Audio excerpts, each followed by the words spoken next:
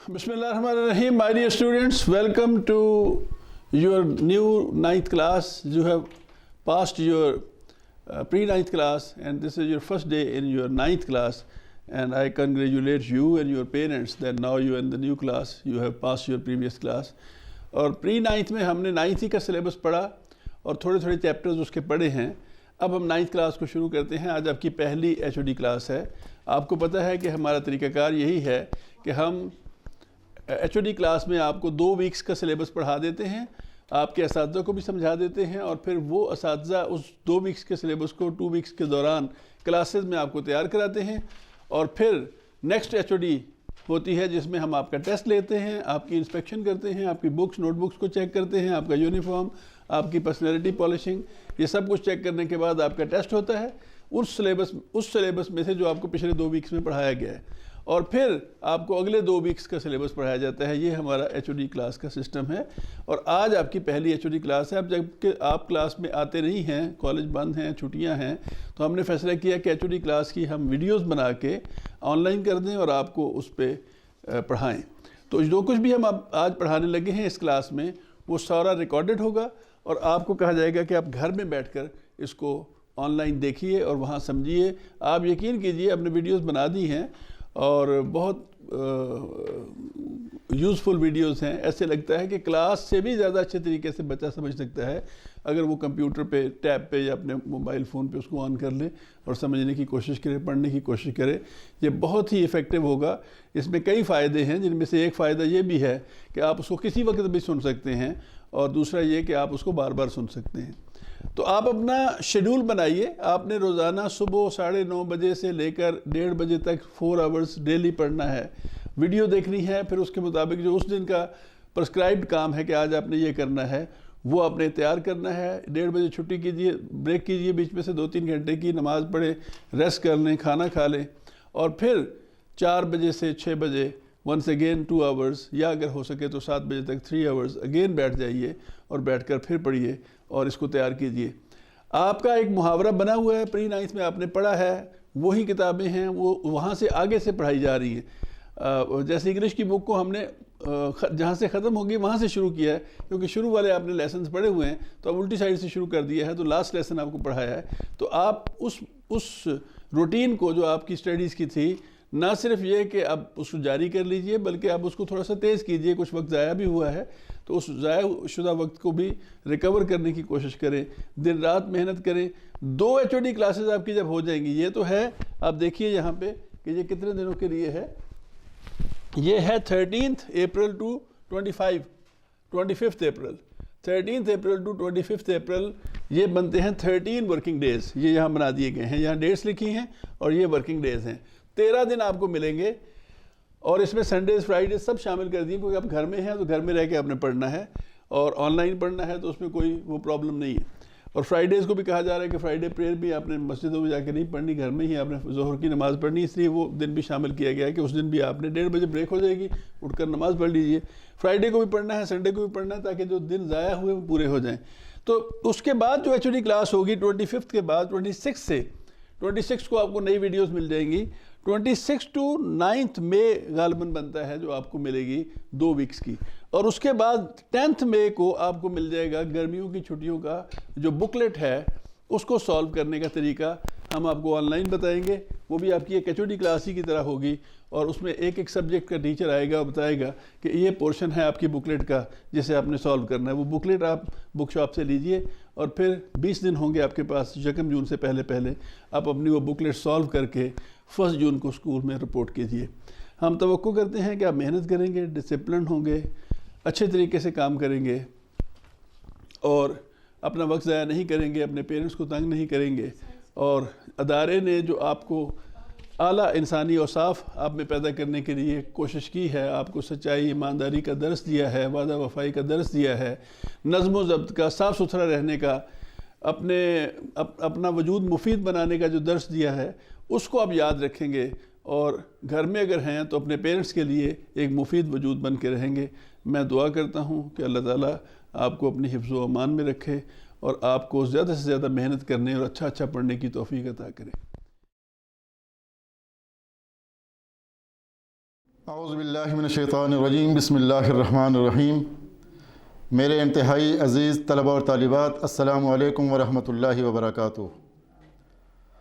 जैसा कि आप हज़रात को इस चीज़ का इल्म है कि करलोट रेजिडेंशियल कॉलेज में दीनी तालीमात का ख़ास अहतमाम किया जाता है। प्राइमरी और मिडल की सतह पर कुरान करीम नाज़रा बतौर एक मज़मून के पढ़ाया जाता है। यूँ 7वीं जमात मुकम्मल होने के साथ ही एक स्टूडेंट कुरान करीम नाज़रा मुकम्मल कर लेता है। सीनियर क्लासेस में बुनियादी दीनी तालीमात के लिए 0 पीरियड लगाया जाता है। इस पीरियड में स्टूडेंट को ख़ास तौर पर ईमान मुफस्सल, नमाज मुतरजम, दुआ कुनूत और नमाज जनाजा मुकम्मल याद कराई जाती हैं। ऑनलाइन क्लासेस में भी ये तमाम तालीमात शामिल रखी जा रही हैं ताकि घरों में रहते हुए भी स्टूडेंट्स की तरबियत का अहतमाम होता रहे। दुआ करते हैं कि अल्लाह ताला इस सिलसिले में बरकत शामिल फरमाए। आमीन सुम्मा आमीन। ये है जो हमारे कॉलेज ने नमाज के लिए एक स्पेशल किताबचा शाया किया है, जिसमें ये नसाब बुनियादी दीनियात के नाम से, और इसके अंदर जो है ये मुकम्मल नमाज है तर्जुमे के साथ, और फिर उसके बाद ईमान मुफस्सल है, दुआ कुनूत है और नमाज जनाजा की दुआ भी इसके अंदर मौजूद है। बिस्मिल्लाहिर्रहमानिर्रहीम। अस्सलाम वालेकुम students, welcome to your first HOD class of class 9th।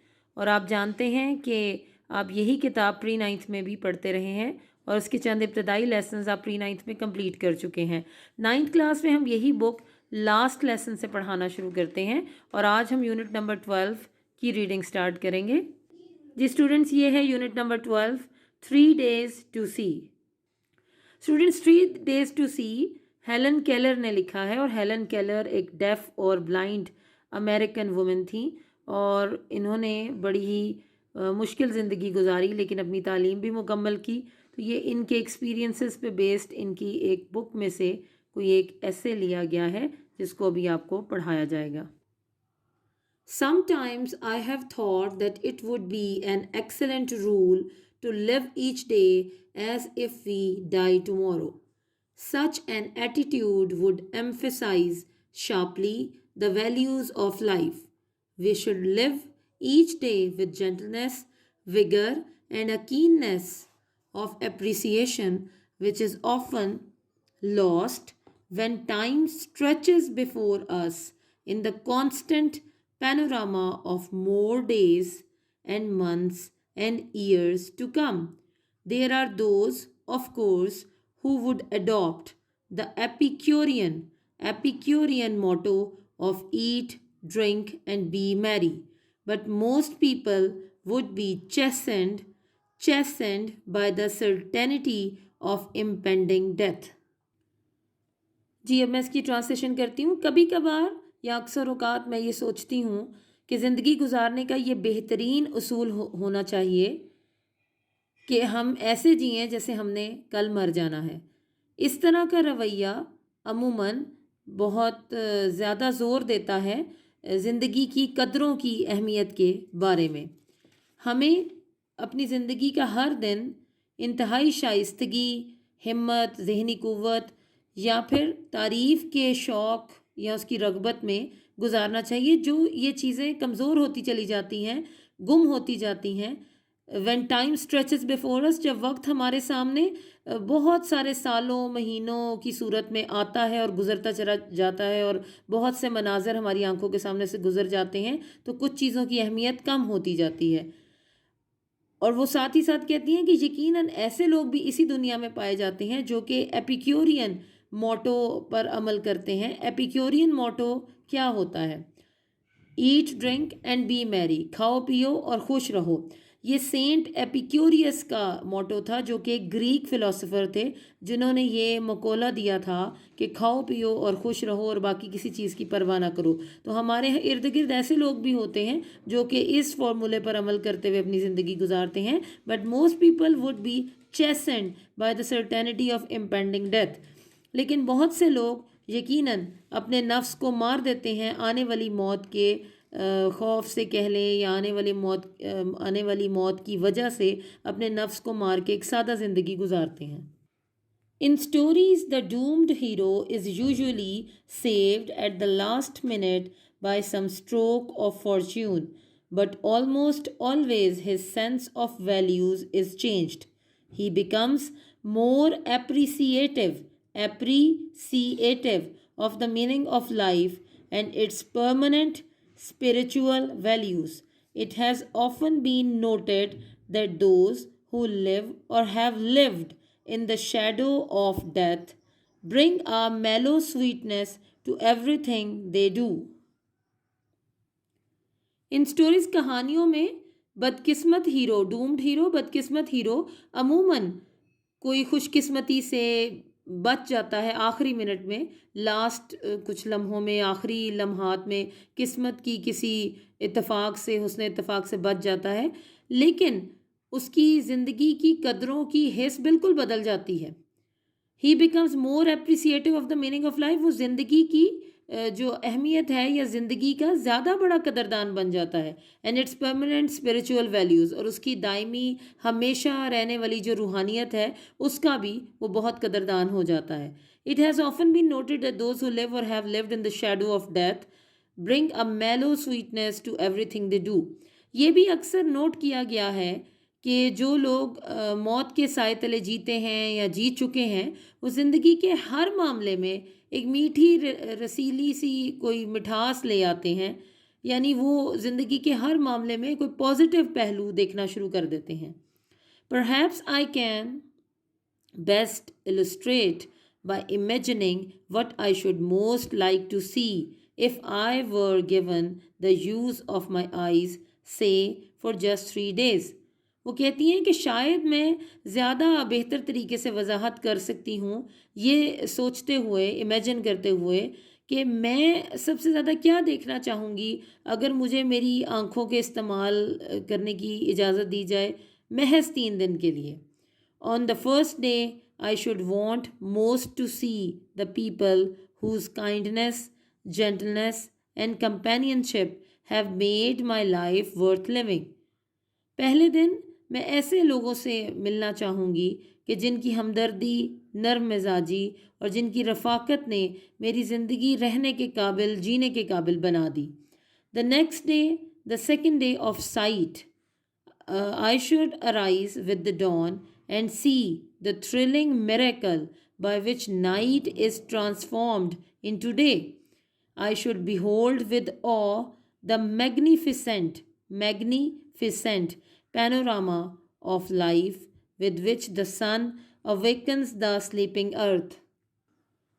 अगले दिन यानी देखने के, बिनाई के दूसरे दिन, मैं सुबह बहुत सवेरे सुबह उठ जाऊंगी and see the thrilling miracle, और एक ऐसा बहुत ही ये जो जोश और जज्बे वाला एक मोजज़ा है वो देखूंगी। और वो क्या है कि जिसमें रात दिन में तब्दील होती है, क्योंकि वो तो ब्लाइंड थी और उन्होंने कभी इन चीज़ों को नहीं देखा था। 19 महीने की उम्र से वो ब्लाइंड हो गई थी, अंधी हो गई थी। तो एक छोटे बच्चे की हैसियत से भी, वो शीरखार बच्चा थी, तो उनको नज़र आना बंद हो गया और उन्होंने ज़िंदगी की कोई बात, कोई रौनक, कोई मंज़र देखा ही नहीं। तो उनके लिए तो ये भी बड़ा हैरान कुन मंज़र था। I should be hold with awe, और ये यकीनन एक बड़ा हैरान कुन मंज़र है भी कि रात कैसे दिन में तब्दील होती है। और वो यही कह रही हैं कि मैं मुशाहिदा करूँगी बड़ी ही एहतराम, रोब और हैरानी के साथ उस शानदार मंज़र का जो गिरदो पेश का सारा मंज़र है कि जिसमें सूरज सोई हुई ज़मीन को जगाता है और एक रौनक, एक रोशनी हर तरफ फैल जाती है। This day I should devote to a hasty glimpse of the world, past and present. I should want to see the pageant of man's progress, the kaleidoscopic of the ages. How can so much be compressed into one day? Through the museums, of course. इस दिन मैं अपना सारा वक्त वक्फ करूँगी दुनिया की तेज़ी से एक झलक देखने में, उसके माजी और हाल की।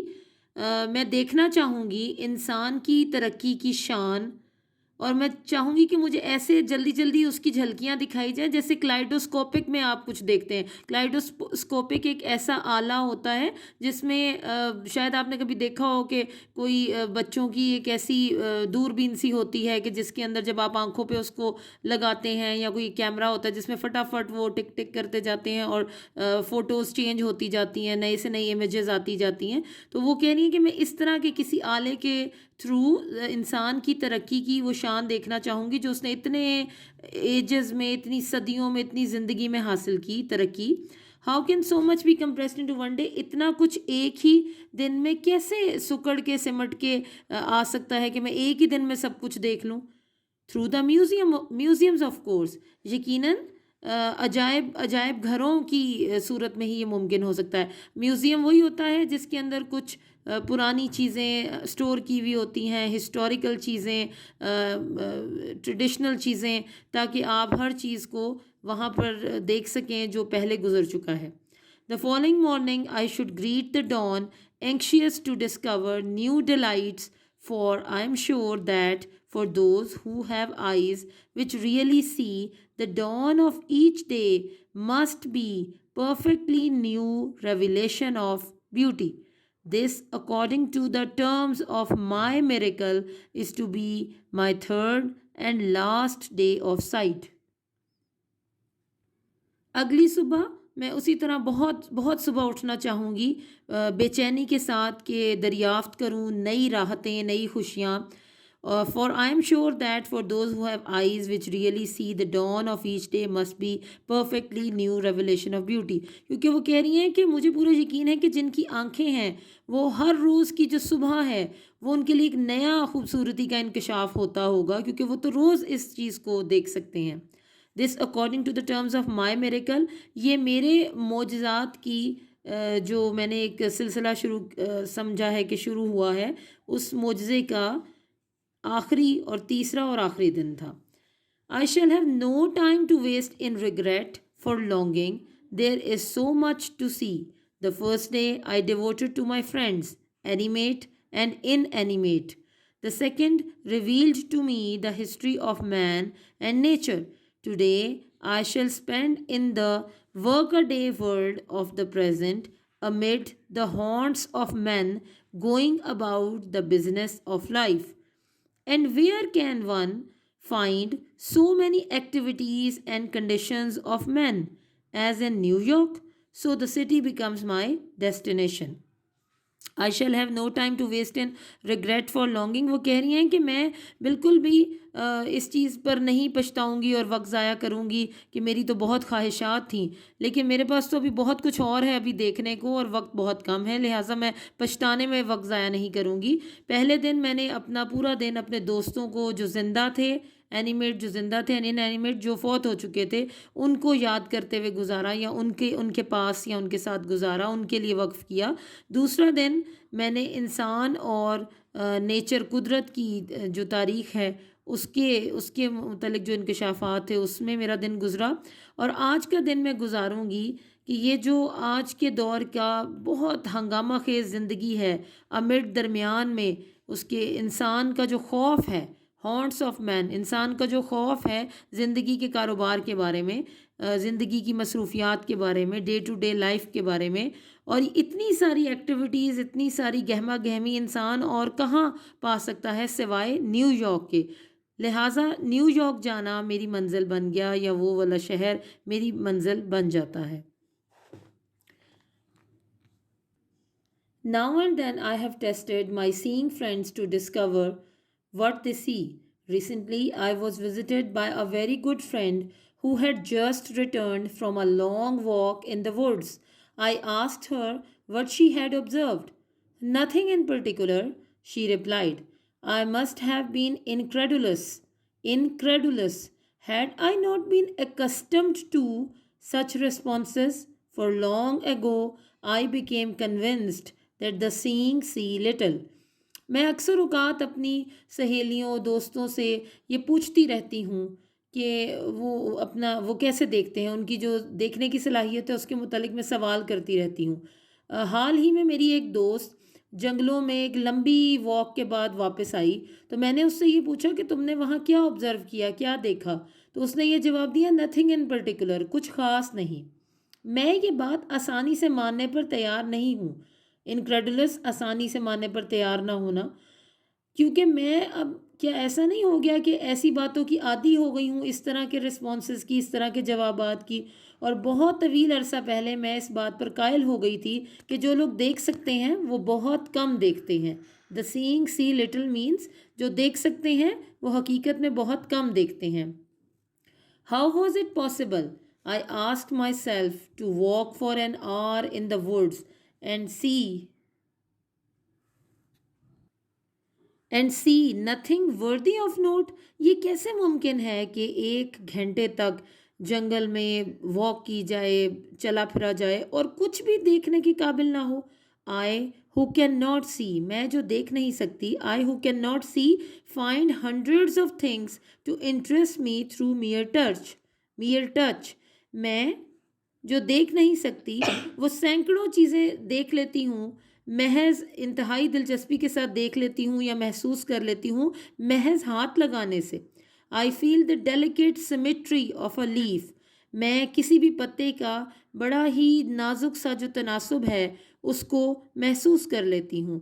आई pass my hands lovingly on the smooth skin of a silver birch, मैं अपना हाथ बहुत ही मोहब्बत के साथ किसी भी सिल्वर, आप कहेंगे मतलब चांदी जैसी, बिर्च एक दरख्त का नाम है, उसकी जो हमवार सतह है उस पर बहुत मोहब्बत से फेरते हुए, हाथ से उसको सहलाते हुए उसकी स्मूथनेस को, उसकी हमवार सतह को महसूस कर लेती हूँ।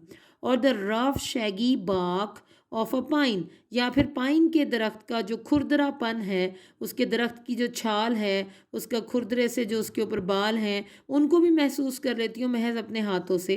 इन स्प्रिंग, मौसम बहार में, I touch the branches of trees hopefully in search of a bird, मैं दरख्त की शाखों को छूती हूँ किसी भी बहुत ही नए खिलने वाले फूल की या किसी कली की तलाश में।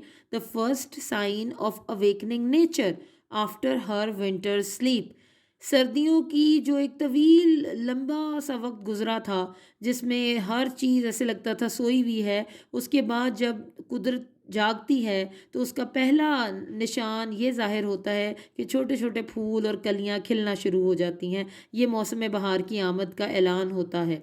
I feel the delightful velvety texture of a flower, मैं किसी भी फूल का बहुत ही खूबसूरत जो उसकी बनावट होती है, मखमली सी बनावट होती है उसकी पत्तियों की, वो उन पे हाथ फेर कर महसूस करती हूँ। एंड डिस्कवर इट्स रिमार्केबल कॉन्वोल्यूशंस, और दरियाफ्त कर लेती हूँ, देख लेती हूँ, महसूस कर लेती हूँ उसकी बड़ी ही काबिल तारीफ़ किस्म की तहें, जैसे फूल की किसी भी पत्ती में या फूल में बहुत सी तहें होती हैं, उनको महसूस कर लेती हूँ महज अपने हाथों से। And something of the miracle of nature is reveal to me, और इस तरह कुदरत का ये जो मोजज़ा है ये मुझे महसूस होता है, मुझ पर आश्कार होता है, मुझे नज़र आता है। ओकेजनली, अक्सर औकात, इफ़ आई एम फॉर्चुनेट, अगर मैं खुशकिस्मत हूँ, I place my hand gently on a small tree, मैं किसी भी छोटे से दरख्त पर अगर अपना हाथ रखूँ तो and feel the happy quiver, तो मैं उसका ऐसे लगता है खुशी से हल्का हल्का हिलना महसूस कर लेती हूँ। Quaver of a bird and full song, अच्छा वो खुशी से हिलता हुआ दरख्त क्यों महसूस हो रहा था? यानी कोई परिंदा था जो उस पर बैठा हुआ गा रहा था, तो इसने जब दरख्त पर हाथ रखा तो वो हिल रहा था आहिस्ता आहिस्ता से, क्योंकि वो परिंदा बड़ा झूमते हुए गा रहा था, तो उसकी एक थरथराहट सी महसूस हो रही थी। ये कितनी खूबसूरत सी बातें और एहसासात हैं जो एक ऐसा इंसान महसूस कर रहा है जो देख नहीं सकता। I am delighted to have the cool waters of a brook rush through my open fingers. मैं बहुत खुश होती हूँ जब मैं किसी भी नदी का ठंडा पानी अपनी उंगलियों के दरमियान महसूस करती हूँ। मैं उसमें हाथ फेरते हुए अपनी उंगलियों से पानी का, ठंडे पानी का टकराना महसूस करके बहुत खुशी महसूस करती हूँ। टू मी, मेरे लिए, a lush carpet of pine needles or spongy grass is more welcome than the most luxurious Persian rug. मेरे लिए जो पाइन नीडल्स आप कहेंगे, ये जो पाइन के दरख्त के साथ ये जो कोन्स लगी हुई होती है, इसकी सारी जो आप दरख्त को देखते हैं तो बड़ा रफ सा इसका सब कुछ होता है, इसके ऊपर इसकी छाल बड़ी सख्त होती है। और इसी तरह घास का जो एक बड़ा ही एक ख़ास किस्म का टेक्सचर होता है, उसकी एक सतह होती है, उसका एक होता है महसूस करने का आपका अंदाज़। वो कह रही हैं कि मैं उसको ज़्यादा खूबसूरत महसूस करती हूँ, उसको मुझे पसंद आता है, मुझे ज़्यादा अच्छा लगता है बनिस्बत इसके कि मैं किसी बहुत ही पुरअसाइश और नरम पर्शियन रग, आप कहेंगे कि जो ईरानी कालीन होते हैं या रग्स होती हैं, उनकी हमेशा तारीफ़ की जाती है कि वो बहुत क्वालिटी के होते हैं। उनकी निस्बत मैं किसी भी पाइन के दरख्त को छूते हुए या घास का जो मखमल नुमा टेक्सचर है उसको महसूस करते हुए मुझे ज़्यादा खुशी महसूस होती है। To me, the pageant of seasons is a thrilling and unending drama. मेरे लिए ये जो मौसमों की तब्दीली है, ये एक बहुत ही पुरजोश कर देने वाला और ना ख़त्म होने वाला एक ऐसा ड्रामा है जो मैं हर वक्त देखते रहना चाहती हूँ। The action of which streams through my fingertips, और जिसका ये सारा जो बहाव है ये मेरी उंगलियों की पूरों में से गुज़रता है। If I were the president of a university, अगर मैं किसी यूनिवर्सिटी की हेड होती, I would set up a course called How to Use Your Eyes. मैं एक ऐसे सिलेबस का, एक ऐसे कोर्स का ज़रूर आगाज़ करती कि जिसका उन्वान होता कि अपनी आंखें कैसे इस्तेमाल करें। The professor would try to show his pupils, और जो वहाँ के असातिज़ा या प्रोफेसर्स होते हैं वो अपने शागिर्दों को, प्यूपल्स कहते हैं शागिर्दों को, ये सिखाने की कोशिश करते हैं how they could add joy to their lives by really seeing what passes unnoticed, कि वो कैसे अपनी ज़िंदगी छोटी छोटी खुशियों से भर सकते हैं उन चीज़ों को देखने से जो उनके पास से हमेशा वो गुज़र जाते हैं, उनको नोटिस किए बगैर, उनकी तरफ ध्यान दिए बगैर उनके सामने से गुज़रती रहती है, बिफोर देम जो चीज़ें उनके सामने से गुज़रती रहती हैं।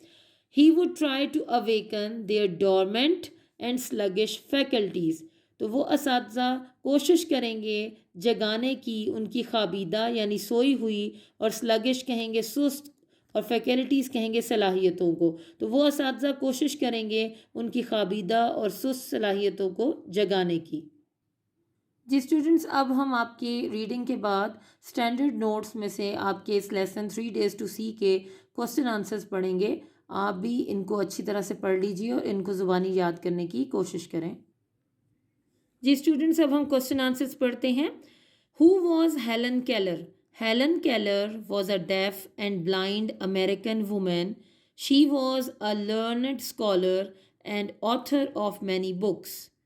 Describe the thought expressed by the author in the first paragraph. In the first paragraph, the author has said that it would be an excellent rule to live each day as if we should die tomorrow. What makes you feel that the author is sad and depressed? We feel while reading the essay 3 days to see that the author is sad and depressed. She longs to have the blessing of sight and desires to see the beautiful world around. How do you get an impression that the Helen Keller was a great admirer of nature? We get the impression from the essay 3 days to see that Helen Keller was a great admirer of nature. In this essay, she tells us in detail how much she feels the beauty of nature whenever she goes for a walk.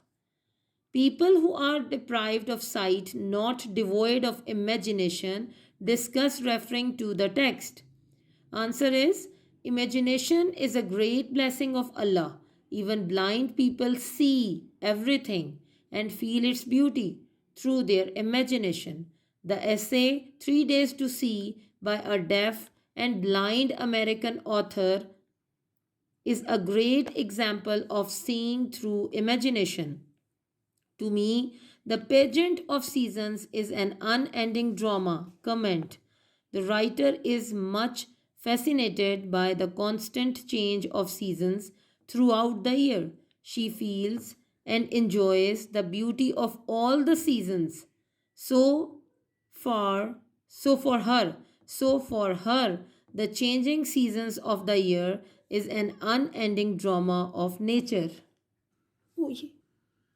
Students ये theme भी question answers के तौर पर हम पढ़ते हैं, क्योंकि अक्सर ये थीम आ सकती है एज ए क्वेश्चन के what is the theme of the lesson 3 Days to See. तो थीम पढ़ते हैं. Helen Keller, a remarkable woman, has masterfully portrayed the feelings of the deprived people. Physical fitness, according to the author, is a boon least appreciated by those who are blessed by it. According to her, we must always remain mindful of the blessings of Allah, of Almighty Allah. जी students, आप इन तमाम questions को अपनी notebook पर note कर लीजिए और इस लेसन की रीडिंग और इन क्वेश्चन आंसर्स को आप बहुत अच्छी तरह से पढ़ लीजिए और क्वेश्चन आंसर्स को आपने ज़ुबानी भी बहुत अच्छी तरह से याद करना है. औज़ुबिल्लाहिमिनश्शैतानिर्रजीम, बिस्मिल्लाहिर्रहमानिर्रहीम. मेरा नाम मोहम्मद कामरान रशीद है. मैं आज आपको 9th क्लास की मैथमेटिक्स की HOD क्लास लूँगा, जिसमें जो है वो हमारे पास जो सिलेबस है वो ब्लॉक सिलेबस में जो है चैप्टर नंबर जो है 1 2 3 4 5 6 7 8 9 10 11 12 13 14 15 16 17, टोटल चैप्टर 17 ही है. फुल बुक हम इसमें पढ़ाएंगे. और फर्स्ट टर्म इसका ये ब्लॉक सिलेबस में ये सारे चैप्टर हैं, उसमें फर्स्ट टर्म का सिलेबस जो है वो चैप्टर नंबर 5 7 9 10 और 11 पर मुश्तमिल है. सेकंड टर्म का जो सिलेबस है वो चैप्टर नंबर 8 12 13 14 16 और 17 पर मुश्तमिल है. और जो थर्ड टर्म का सिलेबस है वो चैप्टर नंबर 1 2 3 4 6 15 और प्लस इसमें सारी रिवीजन करेंगे. और उसके बाद जो है हमारा जो है नवंबर में जो है वो सेंड अप एग्ज़ाम होता है, उसमें पूरी बुक जो है उसका टेस्ट लिया जाता है और इसी टेस्ट की बुनियाद पे हम बच्चों का एडमिशन जो है वो बोर्ड में भेजते हैं. जो हमारा जो फर्स्ट टर्म का जो सिलेबस है वो हमारे पास जो है वो 5 7 9 10 और 11 चैप्टर है. अब इसमें जो हमारा 15 रोज़ा जो सिलेबस होगा वो हम डिस्कस करेंगे. उसी में 15 रोज़ा सिलेबस में मैं आपको पढ़ा दूंगा चैप्टर नंबर 5 की एक्सरसाइज 5.1 और 5.2. और जो चैप्टर नंबर 10 है उसके 2 थ्योरम जो है वो हम पढ़ेंगे इस 15 रोज़ा में. और जो 15 रोज़ा सिलेबस है ये हमारा 6 अप्रैल से लेकर 21 अप्रैल तक होगा. और जो मैं इसमें आपको काम कराऊंगा आपने उसको जो है वो तरीके के साथ घर में जो है वो करने, पहले समझ लेने और उसके बाद उसको घर में जो है वो अपने रजिस्टर पे हल करने. बस. अच्छा भाई, चैप्टर नंबर 5 हमारे पास क्या है? फैक्टराइजेशन. फैक्टराइजेशन का मतलब होता है कि हमने इसके फैक्टर बनाने हैं. फैक्टराइजेशन यानी कि जो हमारे पास इसमें कोई टाइप्स हैं इसकी फैक्टराइजेशन की, वो 5 टाइप है. फर्स्ट टाइप हमारे पास है ये कि KA + KB + KC. अब यहाँ पे साफ ज़ाहिर नज़र आ रहा है कि इन तीनों टर्म में K हमारे पास कॉमन है. कॉमन जब ले लेंगे तो क्या बच जाएगा अंदर? A + B + C. K बाहर आ जाएगा. यानी एक टाइप इस किस्म के क्वेश्चन होंगे. दूसरी टाइप में हमारे पास क्या होगा? उसमें इसमें 3 टर्म थी, इसमें 4 टर्म है. अब 4 जो टर्म हमारे पास हैं जिसमें हम क्या करेंगे? 2 का पेयर बनाएंगे. अब इन पहले 2 टर्म का पेयर जब बनाते हैं, ये 2 टर्म का पेयर बनाएंगे, फिर इन 2 अगर फर्ज करो इन पेयर्स में अगर कॉमन ना निकलता हो तो फिर फर्स्ट टर्म को थर्ड के साथ मिला के फिर पेयर बनाते हैं. लेकिन यहाँ पे तो नजर आ रहा है कि इन दोनों पेयर में एक कॉमन है. एक कॉमन ले लें, अंदर क्या आएगा? C बच जाएगा प्लस D आ जाएगा. प्लस अपनी जगह पे. अब इन दोनों में भी B कॉमन है तो C + D. अब फैक्टराइजेशन की एक टाइप ये जब हम इनमें से कॉमन ले लेते हैं, जब ब्रैकेट दोनों सेम आ जाए समझो हमारा क्वेश्चन ठीक है. यानी कि C + D और C + D जब फैक्टराइजेशन करने के बाद ये ब्रैकेट्स में चीज़ें सेम आ जाएँ तो जितना पीछे काम किया होगा क्वेश्चन का वो हमारा क्वेश्चन क्या होगा? ठीक होगा.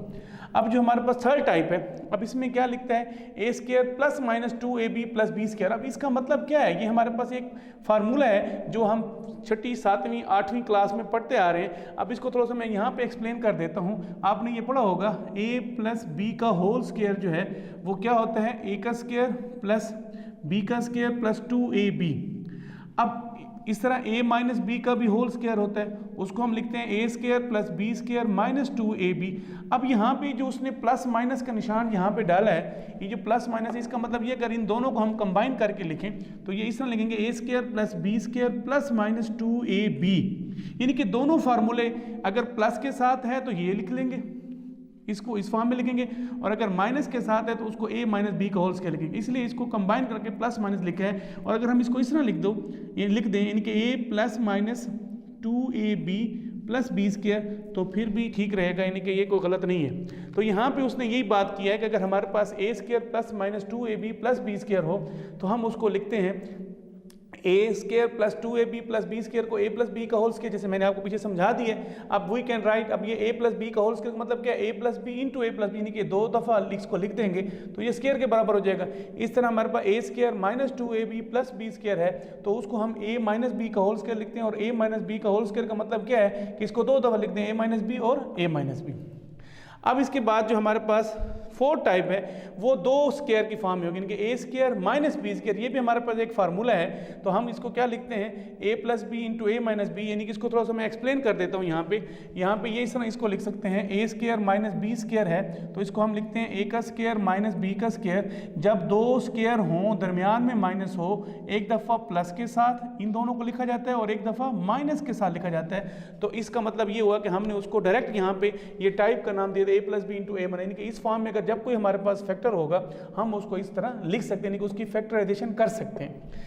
अब जो हमारे पास लास्ट टाइप है, फिफ्थ टाइप जिसे हम कहते हैं, उसमें हमारे पास क्या है, a square plus minus 2ab plus B square minus C square. अब ये क्या है, थोड़ी सी डिफरेंट है इन चार टाइपों से।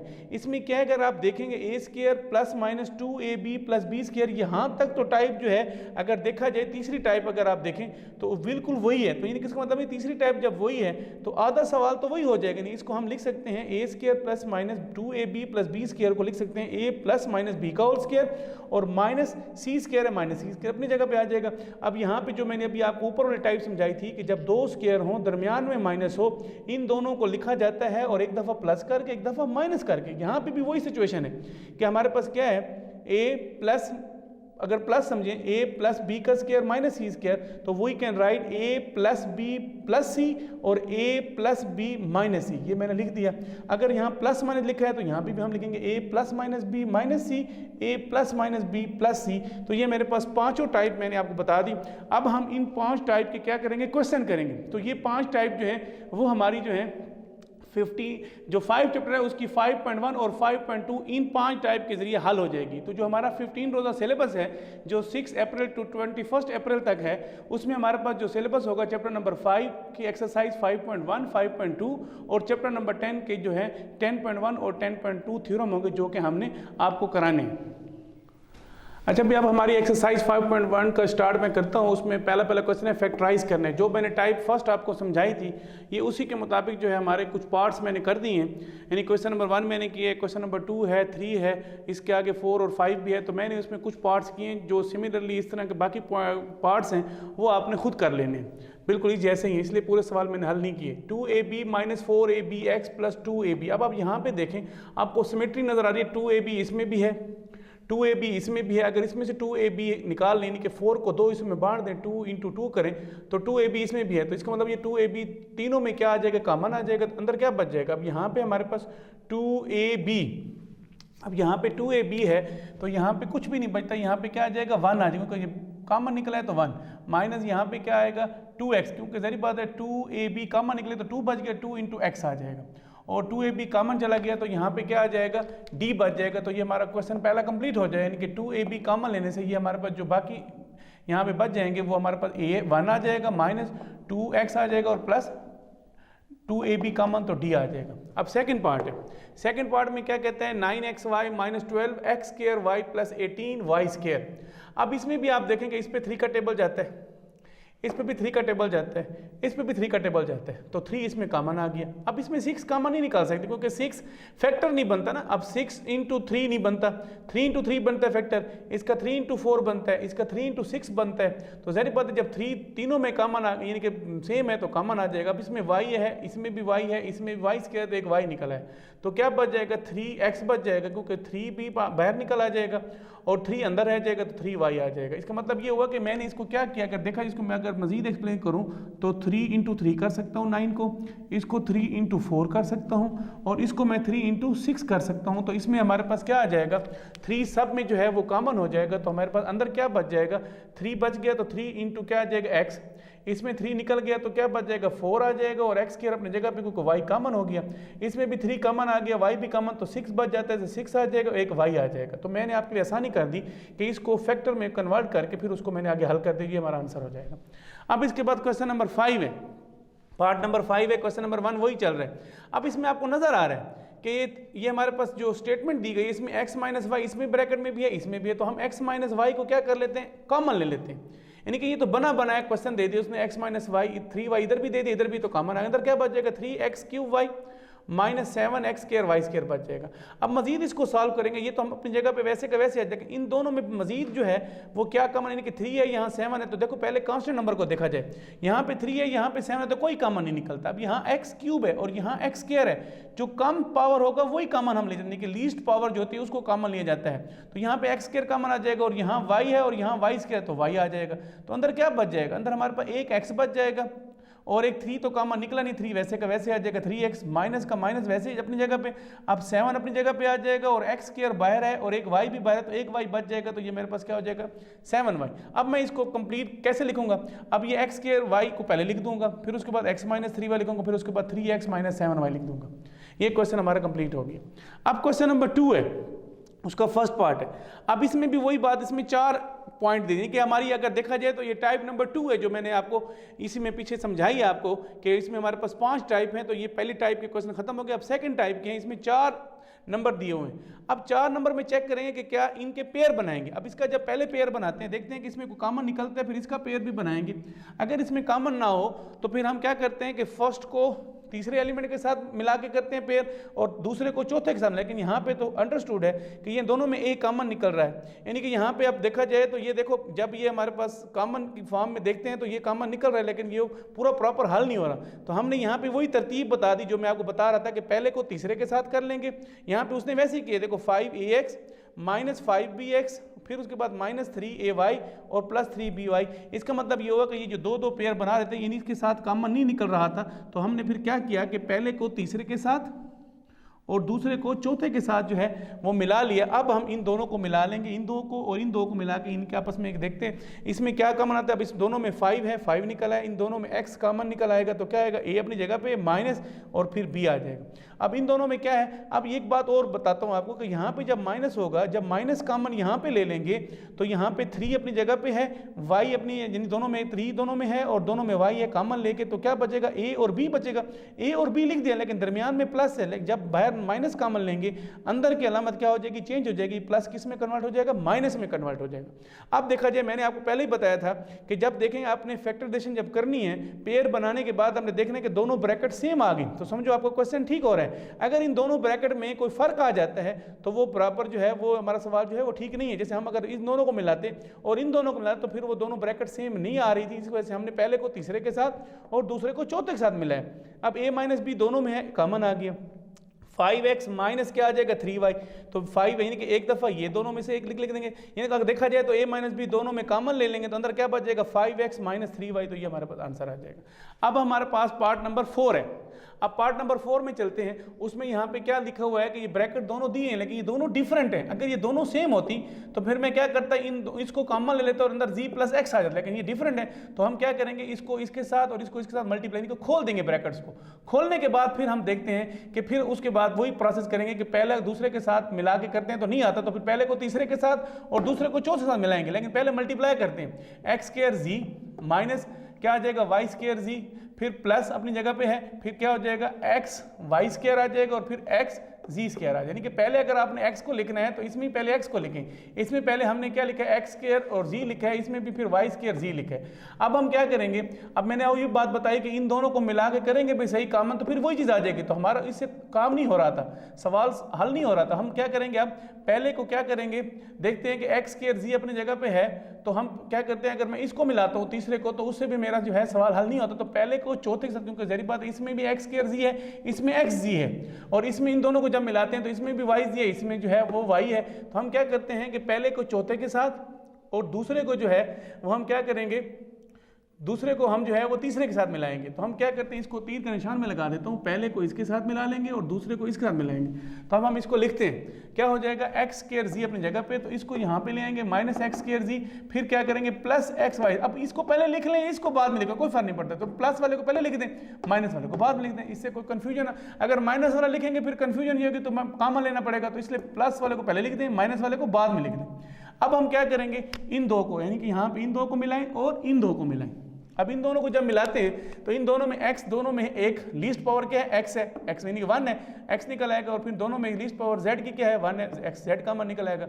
अंदर क्या बच जाएगा, x, z तो बाहर आ गया, माइनस अपनी जगह पे है, अब x बाहर निकल आया तो क्या बच जाएगा हमारे पास z, तो यानी कि हमारे पास x माइनस z आ जाएगा। अब इन दोनों में क्या कॉमन निकलता है, दोनों में y स्क्वायर है, y स्क्वायर कॉमन, तो क्या बच जाएगा x और माइनस और जी। देखा जाए तो देखो दोनों ब्रैकेट फिर सेम आ गई।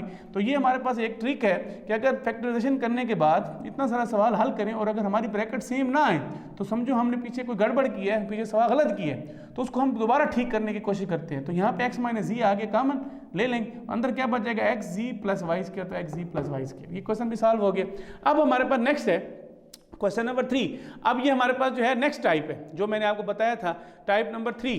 अब यहाँ पे देखें 144a square plus 24a plus 1। अब हमें कैसे पता चलेगा ये टाइप ये वाली है, यहाँ पे देखें कि हमारे पास कोई ऐसा तीनों में नंबर नहीं है कि कॉमन निकल रहा हो, कुछ भी नहीं निकल, लेकिन यहाँ पे देखा जाए तो ये परफेक्ट स्क्वायर बन रहे हैं। अब 144a स्क्वायर तो इसे हम 12a का स्क्वायर लिखते हैं, अगर मैं इसको खोल लूँ तो क्या बन जाएगा 144a स्क्वायर, फिर क्या हो जाएगा प्लस 1 का स्क्वायर लिख दिया, फिर क्या होता है प्लस, अब इसको छोड़ दें कि ये क्या है 24a है, जो भी है इसको छोड़ दें। पहले आपने इसका स्क्वायर लिया, फिर 1 का स्क्वायर लिया, फिर प्लस लिखा, फिर 2 इंटू फर्स्ट इंटू सेकंड होता है, यानी कि फर्स्ट 12a है और सेकंड हमारे पास क्या है 1 है। अब जब हम इनको मल्टीप्लाई करते हैं तो 12 2 टाइम क्या होता है 24 इंटू a। तो देखा जाए तो इन दोनों को, इन तीनों को मल्टीप्लाई करेंगे तो हमारे पास अगर ये वाली स्टेटमेंट आ जाती है, समझो हमारी जो है जो फैक्टराइजेशन हमने की है, जो कंप्लीट स्क्वायर वाला मेथड किया है वो ठीक है।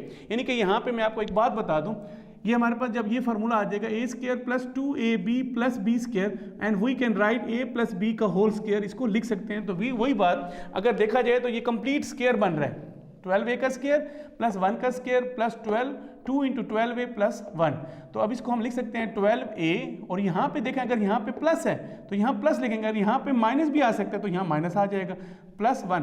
तो ये 12a प्लस 1 का होल स्क्वायर, जब हम इसको खोल लेंगे तो ये दोबारा वही चीज़ ऊपर वाली आ जाएगी, क्वेश्चन बन जाएगा। तो हमने क्या किया, इसको फैक्टराइज किया और सिमराइज किया, तो हमारे पास ये आंसर आता है। अब हमारे पास 4 पार्ट है, ये भी वही फॉर्म में है, लेकिन यहाँ पे देखें इसमें और इसमें थोड़ा सा फर्क है। क्या फर्क है, अगर मैं देखूं, मैंने पहले बताया था कि इन तीनों में कोई चीज़ कॉमन नहीं निकल रही, इसलिए हमने ये वाला स्टेप किया। अगर इन देखो इन तीनों में कॉमन निकल रहा है, क्योंकि जारी बात है ये 12 जो है 3 इंटू 4 होता है, और ये 3 इंटू 12 होता है, और ये 3 इंटू 9 होता है। तो इन तीनों में 3 जो है 3 कॉमन है, क्योंकि इसमें 4 है, इसमें 12 है, इसमें 9 है, तो इनमें कॉमन नहीं निकलता, लेकिन 3 जो है वो कॉमन आ जाएगा।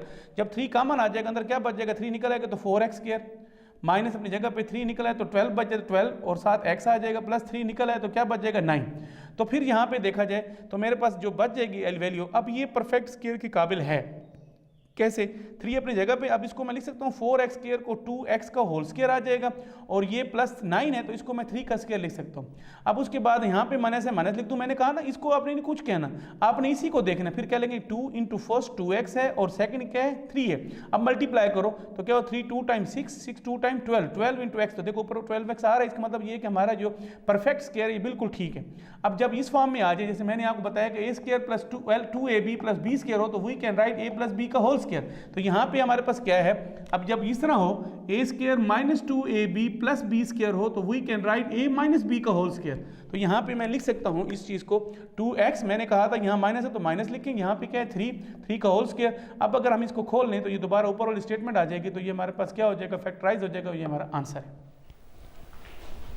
अब क्वेश्चन नंबर 4 है हमारे पास। अब जो हम बढ़ते जाएंगे फैक्टराइजेशन जो है वो मजीद जो है वो फैलती जाएगी, यानी कि पहले आसान सवाल थे, फिर उससे ज़्यादा थोड़ा सा मुश्किल हो गया, अब उसके बाद थोड़ा सा ऐसा जो है मुश्किल तरफ जाएंगे, लेकिन इंशाल्लाह वो जब आपको पीछे वाले क्वेश्चन की प्रॉपर तरीका समझ आ जाएगा तो फिर आगे भी आपके लिए आसान हो जाएगा। अब क्वेश्चन नंबर 4 का फर्स्ट पार्ट है 3x² - 75y²। अब यहाँ पे देखा अगर ये x² - y² होता फिर तो बहुत आसान था, यानी कि x + y × x - y, लेकिन यहाँ पे उसने 3 और 75 कांस्टेंट नंबर दे दिए। अब 3 और 75 किसी का स्क्वायर नहीं बनता, तो अगर देखा जाए तो इन दोनों में 3 कॉमन निकल रहा है, क्योंकि 3 अपनी जगह पे है, लेकिन ये 75 जो है वो 3 × 25 का फैक्टर बनता है। तो मैं क्या करूँगा कि यहाँ पे 3 कॉमन ले लूँगा। जब 3 कॉमन ले लेता हूँ तो फिर अंदर की वैल्यू क्या आ जाती है, x² माइनस, अब 3 बाहर निकल गया तो क्या बच जाएगा 25y² आ जाएगा।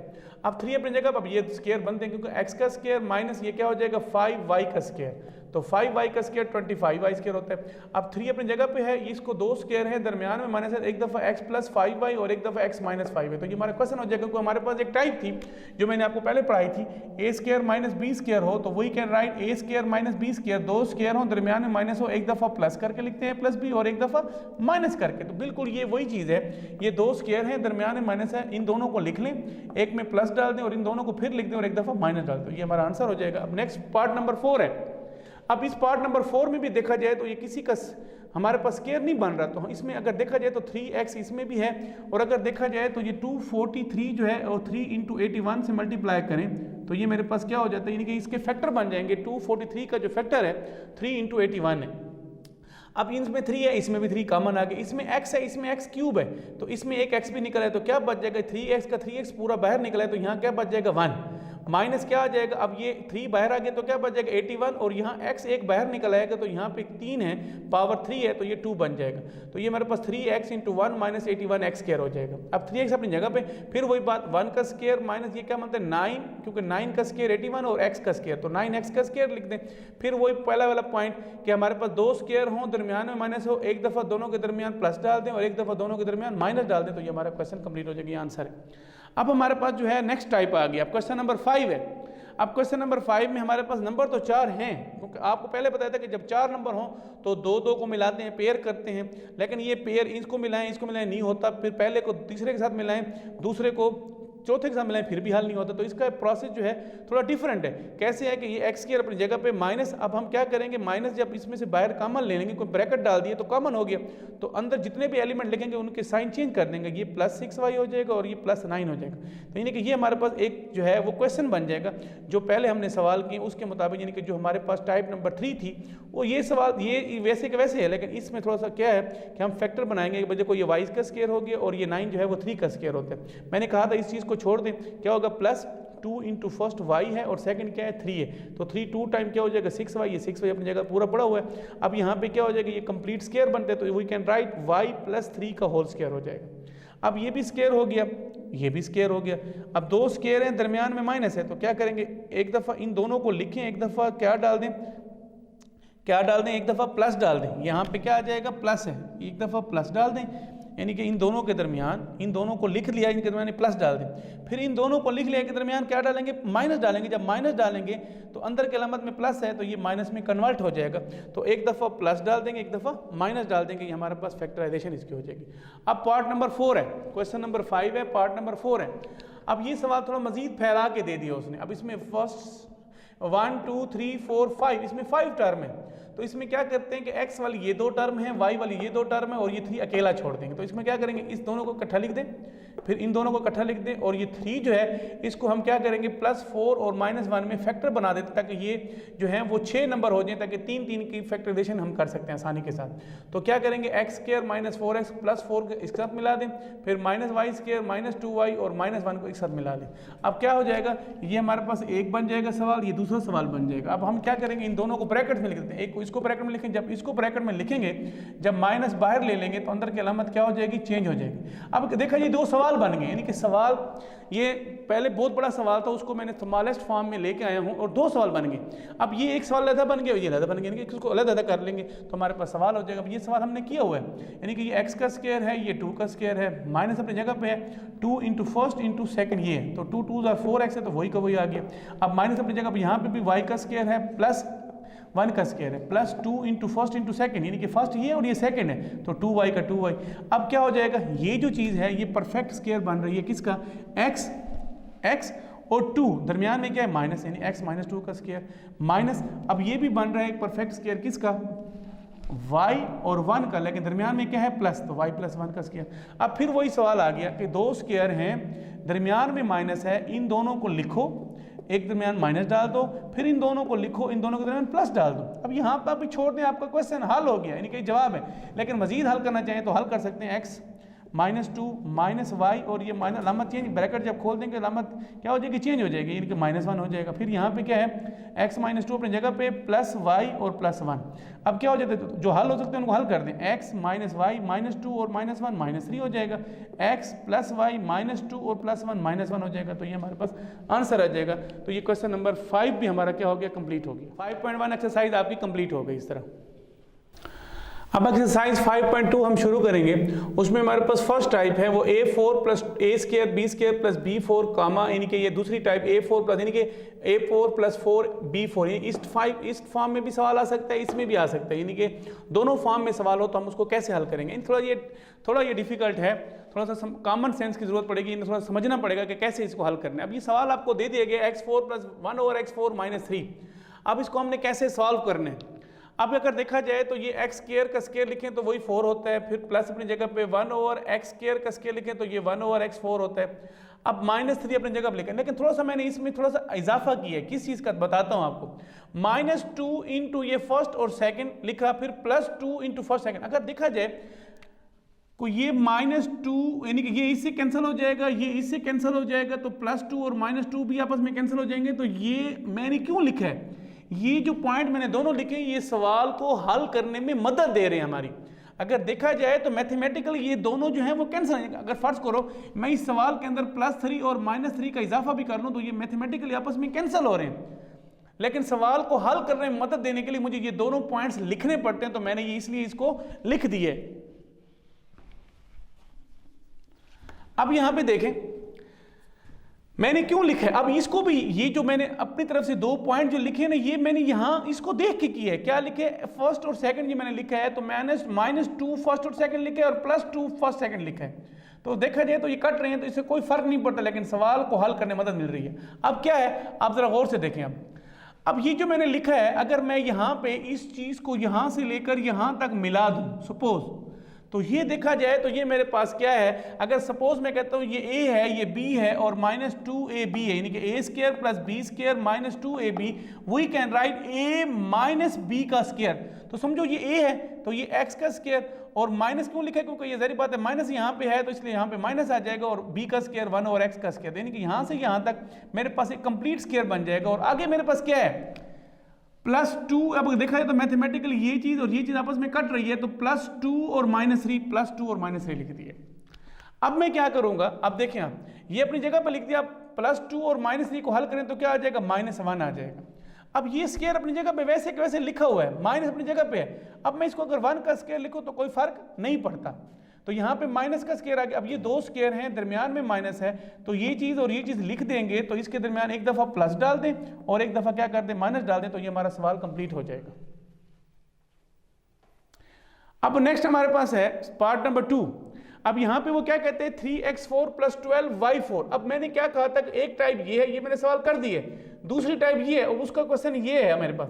अब देखा जाए तो ये मेरे पास 3 है, ये मेरे पास 12 है, तो यहाँ पे अगर देखें तो मैं यहाँ पे अगर 3 कॉमन लेता हूँ तो क्यों लेता हूँ, क्योंकि 3 × 1 होता है और ये 3 × 4 है, 3 4 टाइम 12 होता है और 3 1 3 होता है। तो यहाँ पे इन दोनों में 3 कॉमन है, मैं 3 कॉमन ले लूँगा। अब यहाँ पे देखो x और यहाँ y है, कोई कॉमन नहीं निकलता, तो मैंने कुछ भी कॉमन ले लिया, तो क्या कर दिया, 3 कॉमन लेने से x4 यहाँ पे आ जाएगा प्लस, और यहाँ 3 निकल गए तो क्या बच जाएगा 4y4।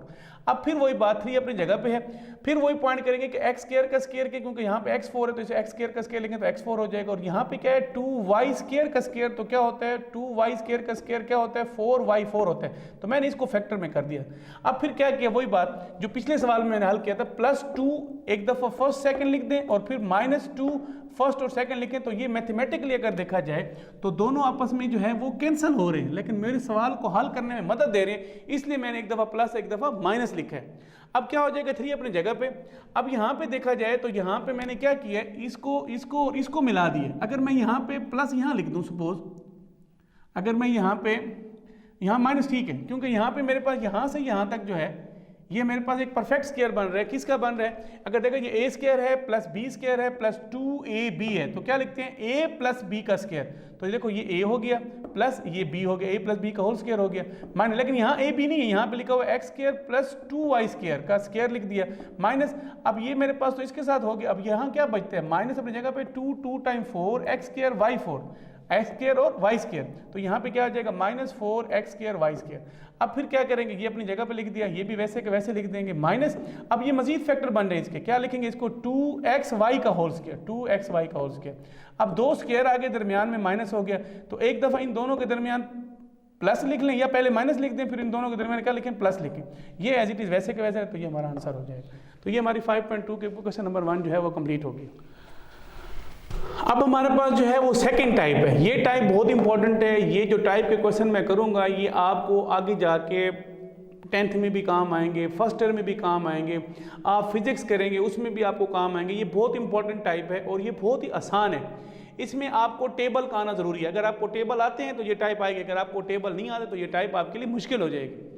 अब यहाँ पे क्या कहते हैं, x square plus P of x plus Q square हो, यानी कि ये अगर देखें इस टाइप में सवाल है, यानी कि ये स्क्वायर 2 भी हैं और दरमियान में कोई कांस्टेंट नंबर आ जाए तो उसको हम कैसे सॉल्व करेंगे। अब इसका क्वेश्चन क्या है, इस फॉर्म में देखो x square plus 14x plus 48। अब यहाँ पे आपको देखा जाए तो तीनों नंबरों में से कोई कॉमन भी नहीं निकल रहा, कुछ भी, यानी कि इसमें तीनों में कोई कम। तो इस मतलब ये कि ये टाइप किस तरह की होगी कि हम क्या करेंगे कि इस फर्स्ट एंट्री को लास्ट से मल्टीप्लाई कर देंगे। फर्स्ट एंट्री को लास्ट से मल्टीप्लाई जब करेंगे, नंबर को नंबर के साथ, सिंबल को सिंबल के साथ और वेरिएबल को वेरिएबल के साथ। अब देखा जाए तो यहाँ पे 1 × 48 क्या हो गया, 48 आ गया। अब यहाँ प्लस है, यहाँ प्लस है, तो ये भी प्लस 48 लिख दें। और फिर उसके बाद 48 साथ के एक्स स्क्वायर, तो यहाँ पे क्या लिख दें, एक्स स्क्वायर लिख दें। तो ये मेरे पास नंबर क्या आ जाएगा, प्लस 48 एक्स स्क्वायर आ जाएगा। अगर आप देखें आप प्लस 48 एक्स स्क्वायर आ जाए। अब आपने ऐसा टेबल पढ़ना है, जैसे यहाँ पे टेबल मैंने लिख दिए, ऐसा टेबल पढ़ने के हर नंबर पे मैक्सिमम 4 टेबल जाते हैं। तो वो टेबल जो है वो जो भी नंबर आप करेंगे वो इसको सेटिस्फाई करें कि अगर आप मल्टीप्लाई करें जो 2 नंबर आपके बने उसको आप 2 नंबरों का मजमूआ यहाँ लिख दें, तो वो हमारे पास 14 होना चाहिए, यानी कि प्लस करो तो 14 हो और उन्हीं 2 नंबरों को मल्टीप्लाई करो तो 48 हो, तो फिर वो हमारे पास फैक्टर बनेंगे। यानी कि ये 3 नंबर हैं, इनको 4 एंट्रियाँ बनानी है। तो ये एक नंबर जो दरमियान का, इसको 2 हिस्सों में बांटना है, हमने फैक्टराइज करना है। जब बांट देंगे तो फिर 4 नंबर बन जाएंगे, फिर 4 को हल करना आसान है। लेकिन ये एक मुश्किल पॉइंट है कि यहाँ जो मेरे पास 14x है ये कैसे हमारे पास आएगा। तो मैंने क्या किया, 48 को 24 × 2 भी क्या 48, 24 × 2, 3 × 16 भी 48 होता है, 4 × 12 भी 48 होता है, 6 × 8 भी 48 होता है। लेकिन इन चारों नंबरों में से आपने ऐसा नंबर जो है मुंतखब करना है जो कि इस कंडीशन को पूरा करे कि प्लस 40 यानी कि मल्टीप्लाई करें तो प्लस 48x क्या आए, और इन 2 नंबरों को ऐड या सब्ट्रैक्ट करें तो क्या आना चाहिए, प्लस 14x आना चाहिए, प्लस 14x आना चाहिए।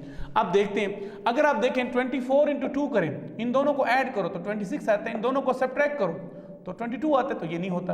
अब 16 × 3 है, इन दोनों को ऐड करें तो 19 आता है, इन दोनों को सब्ट्रैक्ट करें तो 13 आता है, नहीं होता। अब इन दोनों को ऐड करें तो 16 होता है, इन दोनों को सब्ट्रैक्ट करें तो 8 होता है, नहीं होता। अब इन दोनों को मल्टीप्लाई किया तो 48 होता है, लेकिन इन दोनों को ऐड करें 8 और 6 को, तो 8 और 6 क्या होता है, 14 होता है। तो इसका मतलब ये हुआ, ये जो फैक्टर, ये 2 नंबर हैं, ये फैक्टर बनते हैं, यानी कि 6x + 8x अगर करें तो ये 14x बनता है, ठीक हो गया। और इन दोनों को मल्टीप्लाई करें तो 6 8 टाइम 48 और x स्क्वायर और प्लस 7 ये भी आता है। तो ये दोनों कंडीशन जो हैं वो फुलफिल्ड होती हैं, पूरी होती हैं। तो इसका मतलब ये हुआ कि 14 की जगह पे मैं 6x और प्लस 8x लिख दूंगा तो मेरी कंडीशन जो है ये पूरी हो जाएगी। और फिर मैं क्या करूँगा, इन 2 को मिलाऊंगा, इन 2 को मिलाऊंगा। जब इन 2 को मिलाया मैंने x और 6x को, तो इन दोनों में कॉमन क्या आ गया, x, क्या बच जाएगा x प्लस अपनी जगह पे और क्या आ जाएगा 6, और इन दोनों में क्या है प्लस कॉमन आ गया, इन दोनों में 8 कॉमन निकालेंगे क्योंकि इस पे 8 जो है वो 8 × 6 होता है 48, तो 8 कॉमन निकल आएगा।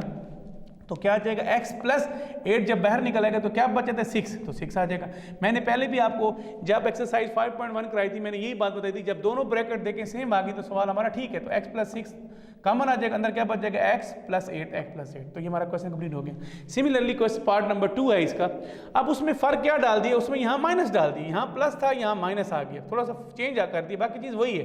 X square minus 21x plus 108। अब 1 यानी कि मल्टीप्लाई करें, इन दोनों को मल्टीप्लाई करो तो क्या आना चाहिए, 1 है plus 108x square plus 108x square. और वो कहता है कि आपने 108 के फैक्टर बनाने हैं कि उन दो फैक्टरों को ऐड या सब्ट्रैक्ट करें तो 21x आना चाहिए। तो मैंने क्या किया, 108 के फैक्टर बनाए तो 2 इंटू 54 भी 108 होता है, 3 इंटू 36 भी 108 होता है, यानी कि तरतीब चलें, 2 का टेबल ले जाएं, किन टाइम जाता है 3 का ले जाएं, 4 का, फिर उसके बाद 5 नहीं जाता, 6 है, फिर 9 है। अब जो जो टेबल ले जाएंगे उसका अगला देखें कौन सा नंबर मल्टीप्लाई करें तो 108 तो 54, 3 को किससे मल्टीप्लाई करें 36 से करें तो 108, 4 को किससे मल्टीप्लाई करें 27 से करें तो 108, 6 को 18 से मल्टीप्लाई करें क्या आते हैं 108, 9 को 12 से मल्टीप्लाई करें तो 108। अब इन नंबरों को जब आपने मल्टीप्लाई कर दिया, अब आप अपने नंबर की तरफ आए। अब 21 बनाना है, इन दोनों से 21 नहीं आता, इन दोनों से 21 नहीं आता, इन दोनों से 21 नहीं आता, इन दोनों से भी 21 नहीं आता, लेकिन 12 और 9 को अगर हम ऐड करें तो ये 21 आता है। अब 12 पहले बड़ा लिखते हैं फिर छोटा लिखते हैं, 12 और 9 यहाँ x लिख दें, यहाँ x लिख दें। अब यहाँ पे देखिए मैं आपको एक ट्रिक बताता हूँ, यहाँ पे जो भी सिंबल हो इस जगह पे जो माइनस है तो बड़े के साथ आपने माइनस लिख देना है, और अगला नंबर कौन सा हो कि हमारे पास क्या आना चाहिए, क्योंकि हमारे पास आंसर में क्या आता है प्लस आता है, प्लस 108x स्क्वायर आता है। और यहाँ पे क्या आता है, जब इनको मल्टीप्लाई करें तो ये आता है, और अगर हम इन दोनों को ऐड या सब्ट्रैक्ट करें तो माइनस 21x आना चाहिए। तो देखते हैं ना, अब यहाँ पे माइनस है, अगर यहाँ माइनस डाल दूँ तो माइनस माइनस प्लस होते हैं, ठीक हो गया।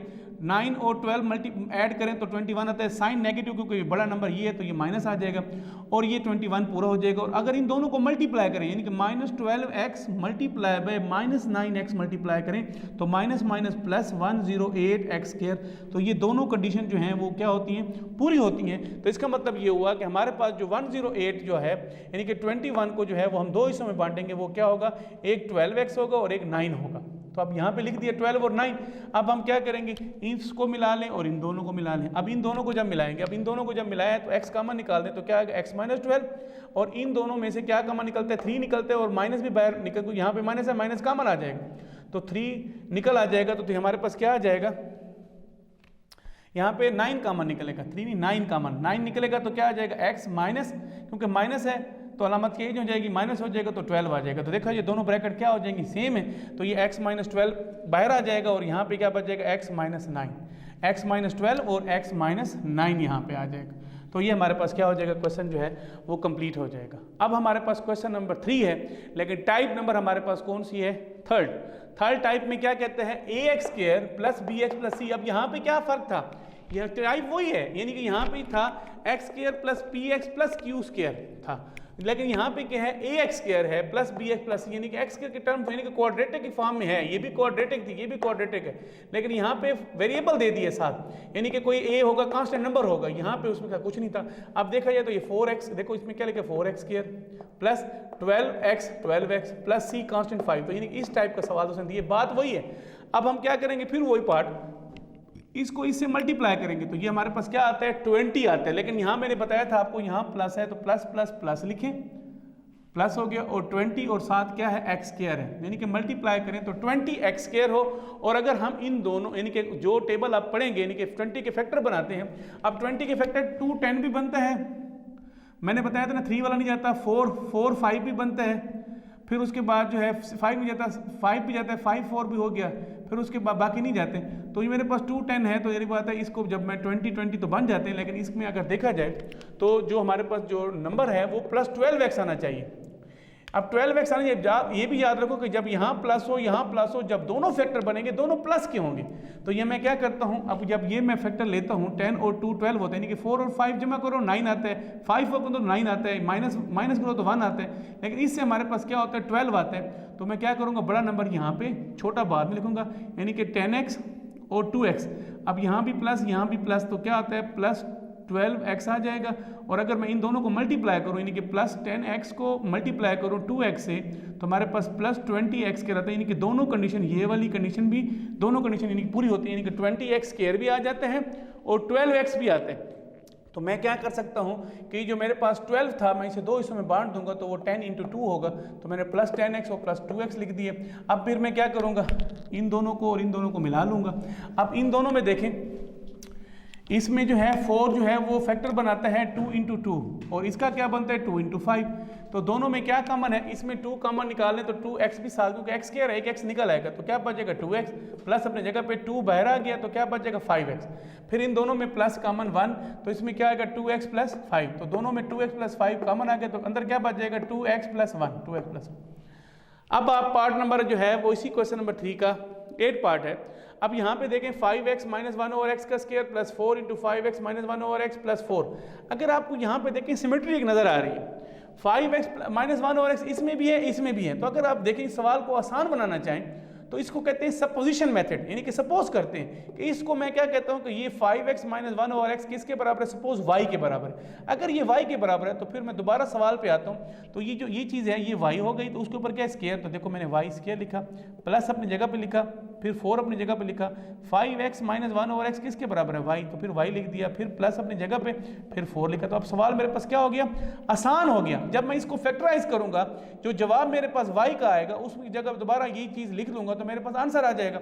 अब यहाँ पे देखें आप, अब मेरे पास ये सवाल बन गया, देखा जाए तो ये सवाल हो या ये सवाल हो, एक जैसा सवाल है, सिर्फ उसमें वेरिएबल जो है वो x इन्वॉल्व है, इसमें वेरिएबल जो है वो y इन्वॉल्व है, इससे कोई फर्क नहीं पड़ता। अब क्या करेंगे, वही बात कि फर्स्ट को लास्ट से मल्टीप्लाई करें, 4 1s are 4 हो जाएगा और 4 1s are 4 है। अब 4 का टेबल जो है वो पढ़ें, 2 2s are 4 होता है तो 2 और 2 फैक्टर बन जाते हैं, ये 4y आ जाएगा। यानी कि पिछले सवाल की तरह आपने वही टेबल पढ़ने, 2 2s are 4 तो 4y को मैं 2y और 2y में कन्वर्ट कर दूंगा, यानी कि इसको मैंने 4 हिस्सों में बांट दिया। यानी कि ये 3 फॉर्म थे, 4 हिस्से बन गए, तो इस 2 को मिलाएं, इस 2 को मिलाएं। अब इसमें क्या कॉमन निकलता है, इन दोनों में y कॉमन निकल आ जाता है, तो y निकल आ गया तो क्या बच जाएगा y + 2। अब इसमें प्लस, इन दोनों में 2 कॉमन आता है, क्या होता है y + 2 आ जाएगा। अब ये दोनों सेम है तो y + 2 और y + 2। अब आखिर में क्या करेंगे, y की जो वैल्यू है वो दोबारा पुट कर देंगे, 5x - 1/x + 2 लिख दें और यहाँ पे क्या आएगी 5x - 1/x + 2। अगर देखें ये 2 दफ़ा है तो इसे मैं लिख सकता हूँ 5x - 1/x + 2 का होल स्क्वायर, तो ये मेरे पास क्या हो जाएगा, आंसर आ जाएगा। तो ये मेरे पास 5.2 एक्सरसाइज के क्वेश्चन नंबर 3 कंप्लीट हो गया।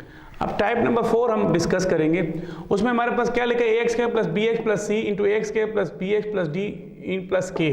अब आप क्या करेंगे, इसके फैक्टर बना देंगे, फिर इसके फैक्टर बना देंगे, ये अपनी जगह पे आ जाएगा, फिर उसके बाद इसको तरतीब से लिख देंगे तो हमारे पास +k यानी कि तरतीब से क्या लिखेंगे, x + a, x + b, x + c और x + d + k x²। तो ये हमारे पास क्या हो जाएगी, एक टाइप हमारे पास है। अब इसका क्वेश्चन हम करते हैं, वो कहते हैं x² + 5x + 4, x² + 5x + 6 - 3। अब आप देखें यहाँ पे आपको सिमेट्री फिर नजर आ रही है कि x + 5x इसमें भी है इसमें भी है, तो हम क्या करेंगे, इनको सपोज कर देते हैं कि x² + 5x सेलेक्ट करते हैं कि ये y के बराबर है। जब y के बराबर किया तो दोबारा हम क्या करेंगे, इसको दोबारा वापस ले जाते हैं तो ये y आ जाएगा +4, यानी कि इसकी जगह पे x² + 5x की जगह पे हम सपोज करते हैं y है, तो इसकी जगह y +4, फिर इसकी जगह y +6 और -3, तो ये मैंने लिख दिया। अब क्या करूँगा, इसको मल्टीप्लाई करूँगा, y को किससे मल्टीप्लाई करूँगा, ये y जो है वो y + 6 से, +4 को किससे, y + 6 से और -3। अब y × y, y² 6y + 4y और 4 6 are 24 - 3। अब y², अब इनको ऐड कर दें, 6 और 4 10y प्लस क्या हो जाएगा 21। अब ये मेरे पास फिर वही मैंने आपको बताया था ना कि जो हमारी एक्सरसाइज 5.2 का जो पहला क्वेश्चन था वो बहुत इंपॉर्टेंट है, फैक्टराइजेशन की। जब 3 नंबर हमारे पास हों तो उन तीनों को में से कोई कॉमन ना निकल रहा हो तो फिर हम क्या करते हैं, उसको फर्स्ट को सेकंड के थर्ड के साथ मल्टीप्लाई करते हैं, तो क्या आता है +21y² आता है। दोबारा ये बात आपको क्लियर बता देता हूँ कि 21y² को आपने ऐसा नंबर टेबल पढ़ना है 21 आ जाए और उन दोनों को ऐड सब्ट्रैक्ट करें तो हमारे पास क्या है 10 आना चाहिए। अब 21 पे 2 वाला टेबल नहीं जाता, 3 7 जाता है, फिर 4 नहीं जाता, 5 नहीं जाता, 6 नहीं जाता, 7 3 जाता है। बात वही है 3 7 हो या 7 3 एक ही है, तो 7 3 टाइम 21 होता है, 21 लिख दिया। अब यहाँ पे 21 तो आ गया। अब यहाँ पे मैंने बताया था कि जब दोनों प्लस हो तो प्लस ही लिखते हैं, यानी कि +7 अब +7 और +3 तो +21 आ गया मल्टीप्लाई करने से, तो +7x पहले लिख दें और +3x तो क्या आता है +10x आता है। तो देखो दोनों फैक्टर पूरे होते हैं, यानी कि अगर इन दोनों को मल्टीप्लाई करें +7x को और +3x को तो क्या आता है, इन दोनों को मल्टीप्लाई करें तो 21x² आता है और इन दोनों को ऐड करें तो +10x आता है। तो यहाँ पे हमारे पास वही बात है। अब मैं इसको दोबारा लिख देता हूँ ताकि ये आपको नज़र वाज़े आ जाए। अब हम क्या करते हैं कि ये 10 की जगह पे हमने क्या लिख दिया, अब यहाँ पे वो वेरिएबल क्योंकि y इन्वॉल्व है तो हम भी y लिखेंगे, तो हम x की जगह क्या लिख देंगे y लिख देंगे, तो क्या हो जाएगा 7y + 3y + 21। फिर हम क्या करेंगे इन दो को मिला लेंगे, पेयर मिला लेंगे, फिर पेयर में क्या होता है इसमें y कॉमन आ जाता है, तो y +7 आ जाएगा +3 इन दोनों में कॉमन निकलता है क्योंकि 3 7 21 होता है, तो y नहीं निकलता कम क्योंकि y इसमें है नहीं, इधर y आ जाएगा +3 7 10। अब ये दोनों सेम है तो y +3 यानी कि y +7 लिख दो या y +3 लिख दो, बात एक ही है। तो y +3 और y +7 ये आंसर आ जाएगा। फिर y क्योंकि हमने सपोज किया था, क्योंकि बहुत बड़ा क्वेश्चन था, उसको सॉल्व करने के लिए हम सपोजिशन मेथड इख्तियार करते हैं और सपोज करते हैं तो हमारा सवाल आसान हो जाता है। तो जब सवाल हमारे पास x में है तो जवाब भी x में होना चाहिए, तो फिर y की जगह पे हम x² + 5x लिख देंगे +3 और y की जगह x² + 5x और आगे +7 लिख देंगे, तो ये क्वेश्चन हमारा कंप्लीट हो जाएगा। अब अगला भी इसी टाइप का क्वेश्चन थोड़ा सा डिफरेंट है, वो मैं बता देता हूँ। Part number 3 x + 2 x + 3 x + 4 x + 5 -15। अब फिर वही बात कि हमने क्या करना है कि यहाँ पे अब अगर हम इन दोनों को मल्टीप्लाई करें तो आगे सवाल हल नहीं होता। तो इसका तरीकाकार ये है कि मैं आपको एक थोड़ा सा इसका भी बता देता हूँ कि इसका नंबर और इसके नंबर को ऐड करो 3 और 2 5 और इसको ऐड करो तो ये 9 होता है, तो ये बराबर नहीं होता। तो हम क्या करते हैं कि फर्स्ट को जो है वो लास्ट एंट्री के साथ जब करते हैं तो देखा जाए तो इन दोनों का सम जो है वो 7 होता है और सेकंड जो है वो थर्ड के साथ मिलाएंगे तो इन दोनों का सम भी, इस डिजिट का सम जो है वो भी 7 होता है। तो इसका मतलब है इन दोनों को और इन दोनों को जब हम मल्टीप्लाई करेंगे तो आगे हमारे लिए सवाल आसान हो जाएगा। ठीक हो गया, यानी कि एक सिमेट्री बनाई है कि इन दोनों का सम 5 है, इन दोनों का 9 नहीं होता। फिर हमने फर्स्ट को अगर थर्ड के साथ मिलाएं, इसका सम जो है 6 होता है और इसका सम 8 होता है, फिर भी नहीं होता। फिर हमने फर्स्ट को लास्ट के साथ मिलाया तो इन दोनों का सम 7 है और इनका दोनों का देखा इसका भी 7 तो इन का पेयर बना दिया। तो फिर हम इन दोनों का इसको और इसको मल्टीप्लाई करेंगे। अब यहाँ पे क्या है, x किससे मल्टीप्लाई होगा x + 5 से और 2 किससे मल्टीप्लाई होगा वो भी x + 5 से। इस तरह फिर x किससे मल्टीप्लाई होगा x + 4 से और 3 किससे मल्टीप्लाई होगा x + 4 से, बाकी वैसे का वैसे। अब हम क्या करेंगे, इसको मल्टीप्लाई करेंगे x² + 5x 2x + 10, इन दोनों को मल्टीप्लाई करें तो क्या हो जाएगा x² + 4x 3x + 12 -15। अब उसके बाद अगला स्टेप क्या होगा, x² 5 और 2 7x + 10 x² + 7x + 12 -15। फिर वही सिमेट्री आ गई कि x² + 7 और x² + 7 दोनों में सेम नजर आ रहे हैं, तो हम इसको सपोज करते हैं ये y के बराबर। जब ये y करेंगे तो ये y + 10 हो जाएगा और ये y + 12 हो जाएगा -15, तो ये मैंने लिख दिया y + 10 y + 12 -15। अब इन दोनों को अपन फिर मल्टीप्लाई करेंगे y × y + 12 10 × y + 12। अब y को y से y² + 12y फिर 10y और 10 × 12 120 -15। अब y² 12 और 10 क्या हो जाएगा 22y और इन दोनों को हल करें तो 105। अब फिर ये मेरे पास क्या बन जाएगी, एक क्वाड्रेटिक इक्वेशन आ जाएगी। फिर इस क्वाड्रेटिक इक्वेशन को फिर वही मैंने बताया आपको कि बार बार ये इस्तेमाल होगी। जो 5.2 का पहला क्वेश्चन था वो बार बार रिपीट हो रहा है, उसका तरीका बार बार आ रहा है। तो इसको फर्स्ट को लास्ट से मल्टीप्लाई करेंगे तो ये हमारे पास क्या आ जाएगा +105y² आ रहा है। अब आपने जब मल्टीप्लाई किया ये आता है, अब आपने ऐसा टेबल पढ़ना है कि मल्टीप्लाई करो तो 105 आए और उन दो नंबरों को ऐड करो, क्योंकि दोनों ऐड हैं, ऐड करो तो 22 आए। तो हमारे पास 15 × 7 एक ऐसा टेबल है, यानी कि 15 × 7 मल्टीप्लाई करो तो ये 105 आता है। तो अब इसको 15 + 7 को ऐड करो तो ये हमारे पास 22 आता है। तो ये दोनों कंडीशन फुलफिल्ड होती है। तो क्या हो जाएगा हमारे पास, ये इसकी जगह पे 22y की जगह पे हम क्या लिखेंगे 15y + 7y लिख देंगे। अब हम क्या करेंगे, इन दो को मिलाएं और इन दो को मिलाएं। अब इन दोनों में से क्या कॉमन निकलता है y, तो y + 15। इन दोनों में क्या निकलता है 7 y + 15, दोनों में सेम आ गए। तो फिर समझो सवाल ठीक है, तो y + 7 एक दफ़ा लिख दें और एक दफ़ा y + 15 लिख दें। अब क्या हो जाएगा, y की जगह पे x² + 7, क्योंकि हमने सवाल हमारा x में था तो जवाब को भी x में होना चाहिए, तो y को हमने रिप्लेस किया था इन टर्म ऑफ x। तो फिर दोबारा उसको ले आते हैं, तो y की जगह पे एक्स स्क्वायर प्लस 7x लिख देंगे, x square plus 7x plus 7, y की जगह x square plus 7x plus 15, तो ये हमारा आंसर हो जाएगा। तो इस तरह हमारे पास क्वेश्चन नंबर जो 4 है ये भी कंप्लीट हो जाएगा। अब 5 टाइप हमारे पास है। अब ये हमारे पास नेक्स्ट फार्मूला, यानी कि हमने पहले डिस्कस किया a प्लस बी का whole square, a minus B का होल स्क्वायर, अब हमारे पास a प्लस बी का होल क्यूब। तो उसको फार्मूले को जब हम एक्सपेंड करते हैं a cube plus 3a square b plus 3ab square plus b cube, और अगर a माइनस बी क्यूब आ जाए तो क्या होगा, a cube minus 3a square b plus 3ab square minus b cube. अब फर्क क्या है कि जब प्लस होगा तो सारे प्लस होंगे, जब माइनस होगा तो हमारे पास क्या होगा, a क्यूब होगा, इस b के साथ माइनस होगा। वो इसमें क्या होगा, जब एक दफ़ा इसका स्क्वायर है ये खाली है और ये स्क्वायर ये खाली है और ये स्क्वायर के साथ है, तो एक दफ़ा प्लस एक दफ़ा यहाँ पे माइनस डाल देंगे। अब इसका जो है हमने सवाल हमारे पास सामने आ गया, और इसी तरह का ही है। वो कहते हैं x cube plus 48x minus 12x square minus 64। अब क्या करेंगे, ये x का क्यूब नज़र आ रहा है और ये 4 का क्यूब नज़र आ रहा है। अब यहाँ पे क्या हो गया, ये प्लस है और ये माइनस है। अब आप समझ जाएं, जब ये माइनस है और ये प्लस है तो ये फार्मूला लग रहा है यहाँ पे, यानी कि यहाँ पे प्लस लिखो, यहाँ मैंने तो इससे कोई फर्क नहीं पड़ता।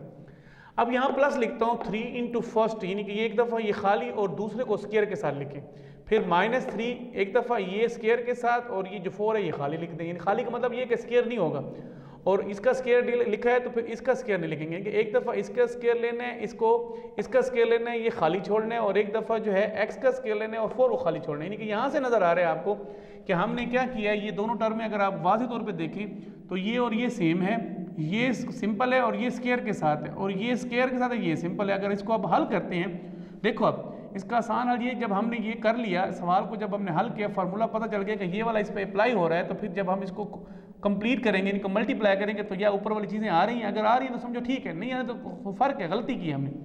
अब क्या है, 3 4 टाइम 12 एक्स स्क्वायर, देखो ये आ रहा है ऊपर, और जब इसको हल करते हैं तो क्या होगा, 4 का स्क्वायर 16 16 3 टाइम 48 एक्स, तो 48 एक्स। इसका मतलब ये हुआ कि हमने फार्मूला जो है वो बिल्कुल ठीक लगाया। जब ये चीज़ होगी, अब देखें, अब जब ये चीज़ है तो we can write a minus B का होल क्यूब। तो जब ये चीज़ है तो इसका मतलब क्या होगा, x माइनस 4 का होल क्यूब, x माइनस 4 का होल क्यूब। जब x माइनस 4 का होल क्यूब है तो वी कैन राइट, नहीं कि इसका मतलब ये x माइनस 4 3 दफ़ा है, x minus 4 x minus 4 x minus 4, तो ये हमारा आंसर आ जाएगा। ये कितना आसान है, अगर आपको ये फार्मूला आ गया, टाइप आ गई, तो सवाल आपके लिए आसान हो जाता है।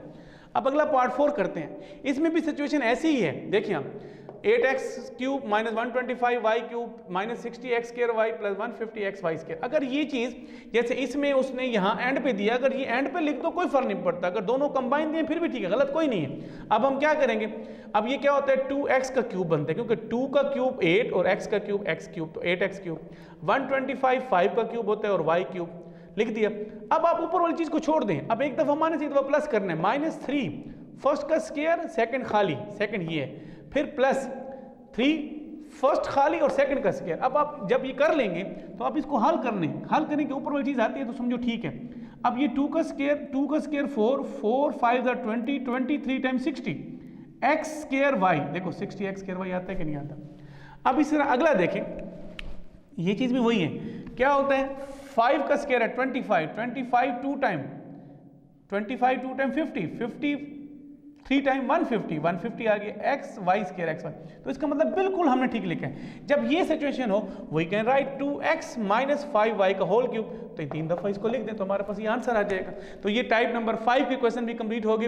अब टाइप नंबर 6 है। अब मैं आपको बताता जाऊँ साथ साथ कि इसमें मैंने अगर ये 2 सवाल किए हैं तो इसमें 2 सवाल जो होंगे वो इस तरह के हैं, वो आपने खुद करने हैं, यानी कि जो सवाल मैंने आपको समझा दिए हैं वो तो ठीक है, बाकी उस तरह के थे वो मैंने छोड़ दिए, वो आपने खुद हल करने हैं, ताकि आप जब इसको समझ जाएंगे तो बाकी सवाल आप खुद जब करेंगे तो आप अगर वो नहीं होगा तो आप हमसे पूछ लेंगे कि भाई ये सवाल हमसे नहीं हो रहा, तो हम फिर दोबारा उसको हल कर देंगे। लेकिन जब आपको ये सवाल समझ आ जाए तो वो सवाल आपके लिए आसान हो जाएगा। अब नेक्स्ट टाइप हमारे पास है 6, a cube minus B cube, we can write a minus B A square plus A B plus B square, यानी कि यहाँ पे माइनस जब होगा तो a माइनस बी ए का square plus first into second, यानी कि फर्स्ट ए है और सेकंड बी है प्लस सेकंड का स्क्वायर। अब इसको मैं हमेशा कहता हूँ फर्स्ट और इसको सेकंड कहता हूँ। ए क्यूब प्लस बी क्यूब हो तो ए प्लस बी, ए का स्क्वायर प्लस है तो यहाँ माइनस, यानी कि यहाँ माइनस होगा तो यहाँ प्लस आएगा, यहाँ प्लस होगा तो यहाँ माइनस होगा, first into second plus second का स्क्वायर। अब इसके मुताबिक सवाल होंगे। अब पार्ट नंबर फर्स्ट है क्वेश्चन नंबर 6 का 27 प्लस 8x क्यूब। अब इसको वही कहना 3 का क्यूब लिख सकते हैं और इसको 2x का क्यूब, तो यहाँ पे दोनों क्यूब है तो बात मैंने अभी बताई है, जब प्लस आ जाएगा तो 3 प्लस 2x फर्स्ट का स्क्वायर प्लस है तो क्या होगा minus first into second, first 3 है और सेकेंड 2x है, प्लस सेकेंड का स्क्वायर। तो अब इसको हल करें, 3 + 2x, 3 का स्क्वायर 9, 3 2 टाइम्स 6x और 2x का स्क्वायर 4x स्क्वायर। अब पार्ट नंबर 2 है 125x³ - 216y³। अब क्या हो जाएगा, इसको लिख सकते हैं 5x का होल क्यूब, क्योंकि 5 का क्यूब 125 होता है x³ और 216 का क्यूब 216 होता है y का क्यूब। अब फिर वही बात 5x - 6y लिख दिया। अब 5 यानी कि फर्स्ट का स्क्वायर, ये फर्स्ट है ये सेकंड है, फर्स्ट का स्क्वायर माइनस है तो plus first into second plus second का स्क्वायर। तो अब इसको हल करेंगे तो 5x - 6y 25x² plus 5 6 times 30xy plus 36y²। तो ये हमारे पास जो है एक्सरसाइज 5.2 जो है वो कंप्लीट हो जाती है।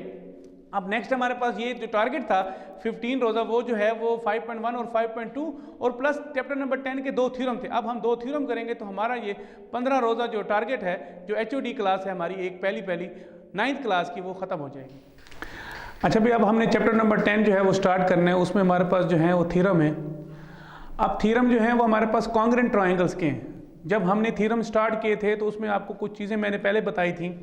उसमें ये होता है कि अगर हमारे पास 2 जो ट्रायंगल हैं वो आपस में जो हैं वो कॉन्ग्रुएंट उस वक्त होती हैं जब उनके जो हैं वो 2 एंगल एक साइड या 2 साइड और एक एंगल अगर कॉन्ग्रुएंट हो, या एक ट्रायंगल के तीनों साइड दूसरे ट्रायंगल के तीनों साइड के बराबर हो, तो फिर वो 2 ट्रायंगल जो है वो आपस में कॉन्ग्रुएंट होते हैं। और कॉन्ग्रुएंट किसको कहते हैं कि उनकी हर चीज़, यानी कि अगर एक हमारे पास ट्रायंगल है, ये अगर ये दोनों ट्रायंगल कॉन्ग्रुएंट मैं कह रहा हूँ तो उसकी ये साइड इसके बराबर है, ये साइड इसके बराबर है, ये साइड इसके बराबर है, ये एंगल जो है वो इस एंगल के बराबर है, ये एंगल इसके बराबर है और ये एंगल इसके बराबर है। इसके हम बराबर भी कह सकते हैं, कॉन्ग्रुएंट भी कह सकते हैं।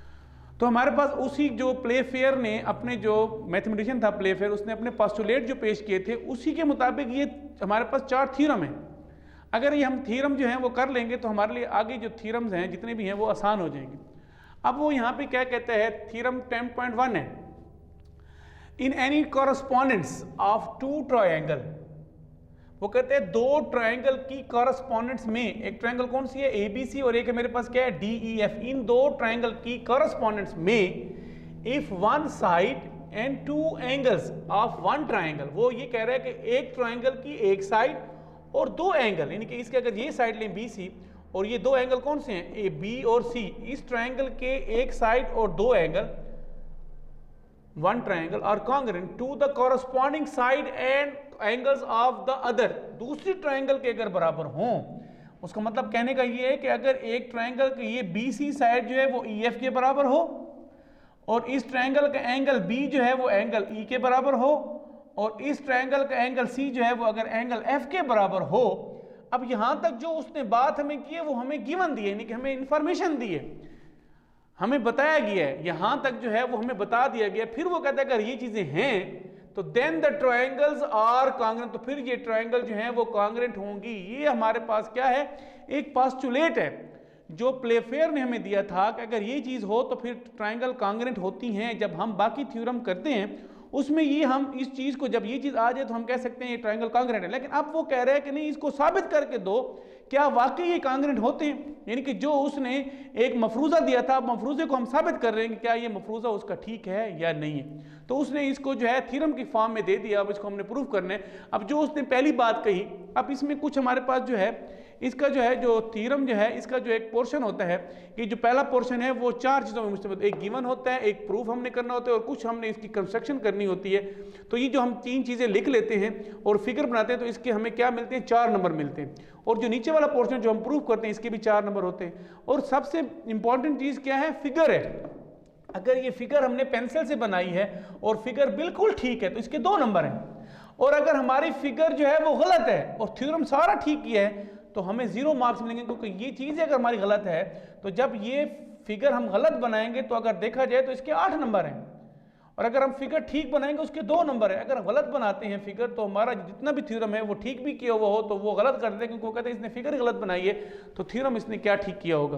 बेशक ठीक भी हो तो वो कहते रट्टा लगा लेते हैं लोग कि ये रट्टा लगा दें तो फिर हमारा ये ठीक लिख लेते हैं, लेकिन फिगर जो है गलत बनाते हैं तो थ्योरम के नंबर 8 नंबर में से 0 मार्क्स मिलते हैं। अब हम जब फिगर बनाएंगे तो प्रॉपर तरीके से बनाएं और पेंसिल से बनाएं, तो फिर वो जो एग्जामिनर होता है वो जब देखते हैं कि फिगर इतनी अच्छी बनी हुई है और प्लस ये 3 स्टेप भी ठीक हैं, तो फिर इसके 4 नंबर वो दे देते हैं। अगर बेशक आपने नीचे वाला थ्योरम गलत लिखा है, यहाँ से यहाँ तक अगर ठीक नहीं लिखा तो आपको नंबर वो जो है वो इसके नहीं देगा, लेकिन यहाँ तक के नंबर जो 4 है वो आपको मिल जाएंगे। अब हम इसको जैसे ही हम पढ़ते हैं, in any correspondence of 2 triangle, अब वो कहते हैं 2 ट्रायंगल की कॉरस्पॉन्डेंस में, कौन से 2 ट्रायंगल, एक ट्रायंगल है, ये ट्रायंगल का सिंबल है ABC की कॉरस्पॉन्डिंग, ये कॉरस्पॉन्डिंग का निशान है, ट्रायंगल DEF, इन दोनों ट्रायंगल की कॉरस्पॉन्डेंस में वो कहते हैं if one side and 2 angles, one side and 2 angle of one triangle, यानी कि एक ट्रायंगल की वन साइड और 2 एंगल दूसरी ट्रायंगल की एक साइड और 2 एंगल के कांग्रेंट हों तो वो ट्रायंगल कांग्रेंट होती हैं।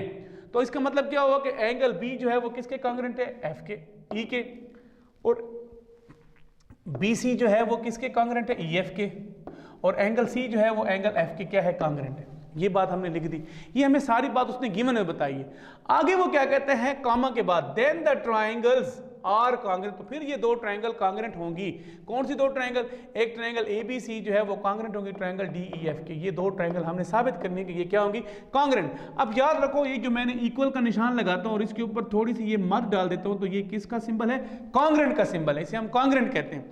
कांग्रेंट अप्रोक्सीमेटली आपस में बराबर होते हैं, एक्यूरेट नहीं होते लेकिन अप्रोक्सीमेटली आपस में बराबर होते हैं।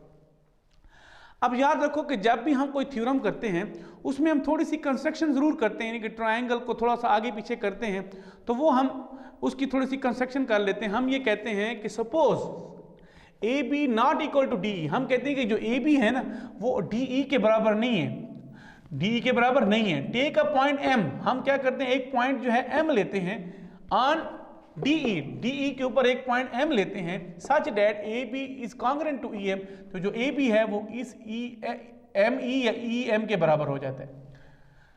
फिर वो कहते हैं जॉइन M टू F, फिर M को F के साथ क्या कर लेते हैं, मिला लेते हैं। अब थोड़ी सी हमने कंस्ट्रक्शन की है, दोबारा इसको एक्सप्लेन कर देता हूं।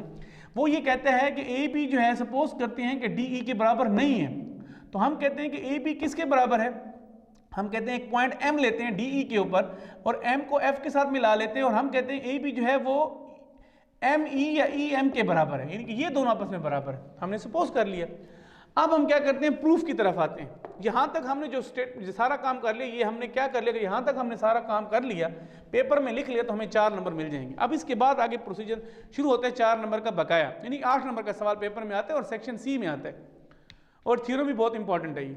अब हमारे पास जब प्रूफ होते हैं उसमें स्टेटमेंट और रीजन होते हैं, यानी कि 2 बातें होती हैं। सारी बातें जब हम इसकी मिसाल मैं इस तरह की दूं कि जब हमारा जो है कोई केस जो है वो अदालत में होता है, तो उसमें ज़ाहिर बात है जज के पास हमारा केस जाता है, तो जो हमारा वकील होता है जब वो अपनी कोई बयान करता है, कोई स्टेटमेंट देता है, तो साथ रीज़न देता है, तो जज उस बात को मानता है। तो इस तरह हम जो भी स्टेटमेंट देंगे उसका साथ रीज़न देंगे, यानी कि उसके साथ उसको बताएंगे कि वाकई ये बात इस तरह की है। अब हम क्या करते हैं कि इन ट्रायंगल ABC कॉरस्पॉन्डिंग करते हैं ट्रायंगल MEF की। अब हमारे पास ABC की ट्रायंगल जो है ME और F, इन 2 ट्रायंगल की आपस में कॉरस्पॉन्डिंग करते हैं, एक ट्रायंगल ये और एक ये हो जाती है, यहां से लेकर यहां तक, यहां से यहां तक। अब इन 2 ट्रायंगल कॉरस्पॉन्डिंग जब हम करते हैं, इसमें हम देख रहे हैं पहला पॉइंट उसने लिखा है AB is congruent to ME। अब AB जो है ना, ये वाली जो साइड है वो इसके बराबर है, ये हमने कंस्ट्रक्शन में कह दिया था कि ये इसके बराबर है। AB जो है वो किसके बराबर है, ME के बराबर है। इसको हम क्या कर देते हैं, फर्स्ट क्वेश्चन का नाम दे देते हैं। अब दूसरी बात क्या कहते हैं, BC जो है वो कांग्रेंट है EF के। अब BC जो है वो EF के बराबर है, ये तो हमें गिवन में पता था, जो हमने गिवन में उसने ये बात बता दी थी, तो ये जब लिखे तो ये गिवन हो गया। अब तीसरा पॉइंट जो है वो एंगल B जो है वो एंगल E के बराबर है, क्योंकि ये भी इस ट्रायंगल का B है और ये भी इस ट्रायंगल में आ रहा है, तो ये भी इसके बराबर हो गया। अब आपको ये बात बताऊं, जब ये एंगल इसके बराबर हो जाएगा, यानी कि हमने यहाँ पे कंस्ट्रक्शन, यहाँ गिवन और ये भी गिवन, याद रखो कि जब मेरे पास ये भी साइड हो गई, ये भी साइड हो गई, ये एंगल हो गया, तो याद रखो जब हमारे पास 2 ट्रायंगल की कॉरस्पॉन्डेंस में 2 साइड और एक एंगल अगर कांग्रेंट हो जाए, तो वो ट्रायंगल जिसकी कॉरस्पॉन्डेंस हम कर रहे हैं वो आपस में कांग्रेंट हो जाती हैं। तो हमने इसलिए लिख दिया SAS पोस्टुलेट, क्योंकि हमारे पास प्लेफेयर ने अपने पोस्टुलेट पेश किए थे, अपना नजरिया पेश किया था कि अगर किसी 2 ट्रायंगल की कॉरस्पॉन्डेंस में दो साइड और एक एंगल कांग्रेंट हो जाए तो वो ट्रायंगल जिनकी कॉरस्पॉन्डेंस हम कर रहे हैं वो आपस में कांग्रेंट हो जाएंगी। जब कांग्रेंट हो जाती है तो इसका मतलब ये हुआ कि ये एंगल इसके बराबर है, ये एंगल इसके बराबर है, ये एंगल इसके बराबर है, ये साइड इसके बराबर है, ये साइड इसके बराबर है और ये AC जो है वो MF के बराबर है। तो हमें अब जो भी जरूरत होगी हम वही लिख देंगे। तो हम यहाँ पे क्या लिखना चाहते हैं कि एंगल C जो है वो कांग्रेंट है एंगल किसके, DEF के। अब ये जो एंगल C है वो किसके बराबर है, ये एंगल C जो है वो DEF के बराबर है। एंगल C जो है ये वाला वो किसके बराबर है, DEF के, यानी कि ये इसके बराबर हो गया। ये तो हमें पहले से ही मालूम था, corresponding angle of congruent triangle लिख दिया। उसके बाद एंगल C जो है वो किसके बराबर है, एंगल C जो है कांग्रेंट है, बट एंगल C जो है यहाँ पे गलती है, मैं इसको ठीक कर देता हूँ। एंगल C जो है वो हमारे पास बराबर हो जाएगा MFE के, मेजर एंगल MFE के बराबर हो जाएगा। बट लेकिन हमें जो पता है, जो हमने पीछे किया था कि बट एंगल C जो है वो किसके बराबर है, हमारे पास एंगल C जो है वो एंगल जो है वो यहां पे हम लिख देंगे DFE के बराबर हो जाएगा। ये देखें आप जरा दोबारा इस बात को मैं समझा देता हूं आपको। ये जो लिखा हुआ है कि ये दो ट्रायंगल जब कांग्रेंट हो जाती हैं तो उसमें जो एंगल C है वो किसके बराबर हो जाता है, MFE। MFE क्यों लिख रहा हूं ये MFE, क्योंकि F जो है वो दो हिस्सों में बांटा हुआ है, यहां भी है और ये पूरा भी आ जाता है। तो हम इसको इसलिए लिख रहे हैं, इसको बाउंड्री बना रहे हैं इसकी MFE, और दूसरी बाउंड्री बनाने हमें यही पता है कि एंगल C जो है वो DFE के बराबर भी है।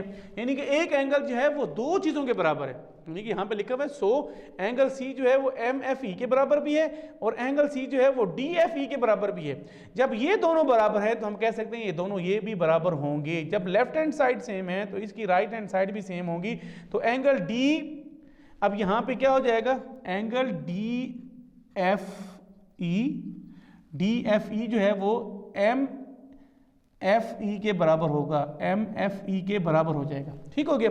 अब ये दोनों बराबर हो जाएंगे, इसका मतलब ये हुआ कि ये दोनों एंगल एक ही पॉइंट पे हैं। दोनों जब बराबर हो जाएंगे तो एक ही पॉइंट पे हैं। तो यही बात वो आगे लिखता है, देखो ये बात जब लिख लेता है, दिस इज पॉसिबल। जब यहाँ हमने इसके जो रीजन लिखा है corresponding angle of congruent triangle, फिर ये गिवन था, फिर हमने लिखा बोथ कांग्रेंट टू सी, वही बात, यानी कि ये दो बराबर हैं तो ये दोनों बराबर कर लिए। फिर आपने this is possible only if triangle and if, देखो यहां पे लिखा this is possible only if D and M are same point, यानी कि जो D है और M है ये डिफरेंट पॉइंट नहीं है, ये एक ही पॉइंट है और एक ही पॉइंट पे ये एक एंगल बन रहा है, F पूरा बन रहा है। अब ये जब एक ही पॉइंट है तो इसका मतलब ये हुआ। अब चैप्टर नंबर 10 का दूसरा थ्योरम हमने करना है 10.2। वो कहता है if two angles of a triangle are congruent. एक बात और बताता हूं कि जब हमारा थ्योरम की स्टेटमेंट शुरू होती है ना, जब कामा आ जाता है इसका मतलब ये हमारा गिवन है, और जो कामा के बाद जो चीजें लिखी होती हैं वो हमने प्रूफ करना होता है। तो if two angles of a triangle are congruent, comma then the sides opposite to that are also congruent, तो उनकी अपोजिट साइड भी कांग्रेंट होंगी। जब एंगल्स जो हैं वो कांग्रेंट हैं तो उनके अपोजिट जो हैं हमारे पास जो साइड्स हैं वो भी कांग्रेंट होंगे। अब हमारे पास क्या है, एक ट्रायंगल है A B और C, ये हमारे पास ट्रायंगल है। अब ये एंगल B है, ये एंगल C है, ये एंगल A है। तो उसने कहा कि ये एंगल जो है इसके बराबर है, तो इसकी अपोजिट साइड क्या है, B के अपोजिट साइड AC है और C के अपोजिट साइड कौन सी, AB। तो प्रूफ हमने ये करना है कि AB जो है वो AC के बराबर है, और गिवन में क्या है कि एंगल B जो है वो एंगल C के बराबर है, ये उसने खुद कहा है, और एक ट्रायंगल भी दे दिए। अब गिवन में क्या है, इन ट्रायंगल ABC जिसमें एंगल B एंगल C के बराबर है, एंगल B एंगल C के बराबर है। प्रूफ ये करना है कि जो AB है इस C की अपोजिट साइड ये है और B की अपोजिट साइड AC है, ये भी दोनों आपस में क्या होंगे, कांग्रेंट होंगे। हमने सब प्रूफ करने। कंस्ट्रक्शन हम करते हैं, जाहिर बात है जब ट्रायंगल हमारे पास एक होगी तो हम उसे दो जरूर बनाएंगे। जब तक दो ट्रायंगल नहीं होंगी हम उनकी कॉरस्पॉन्डेंस नहीं कर सकते। जब दो ट्रायंगल हमारे पास होंगी तो उनकी कॉरस्पॉन्डेंस करना आसान होता है। तो हम क्या करते हैं कि ए का जो है एंगल बाइसेक्टर लेते हैं। जो एंगल बाइसेक्टर जब हम लेते हैं तो उस लाइन को नीचे तक D तक ले आते हैं, पॉइंट यहाँ तक ले आते हैं, और इसको पॉइंट का नाम देते हैं D। तो ये एंगल जो है दो बराबर हिस्सों में क्या जाता है, बांट जाता है, बांट दिया जाता है। अब यहाँ पे क्या है, यहाँ पे लिखते हैं draw the bisector of angle A. का बाइसेक्टर लिया meeting BC at point at point D, जिसने जो है वो BC को D पॉइंट पे क्या किया, मीट कर लिया। अब हम प्रूव करेंगे, यहां तक आपको 4 नंबर मिल गए। अब स्टेटमेंट और रीजन, पहले क्या है, 2 ट्रायंगल बन गई, एक ट्रायंगल बन गई ADB और एक बन जाएगी ADC, 2 ट्रायंगल बन गई ABD और ट्रायंगल ACD, 2 ट्रायंगल करस्पॉन्डेंस करेंगे। उसमें पहली बात देखो, इस ट्रायंगल में और इस ट्रायंगल दोनों में AD कॉमन है, ठीक हो गया। इस ट्रायंगल का B और इस ट्रायंगल का C भी कॉमन बराबर है, हमें बता दिया।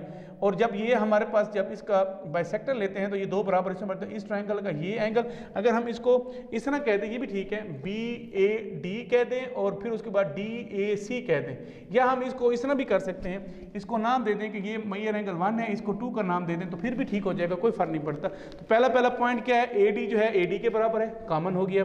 एंगल B एंगल C के बराबर है, ये हमारे पास गिवन हो गया।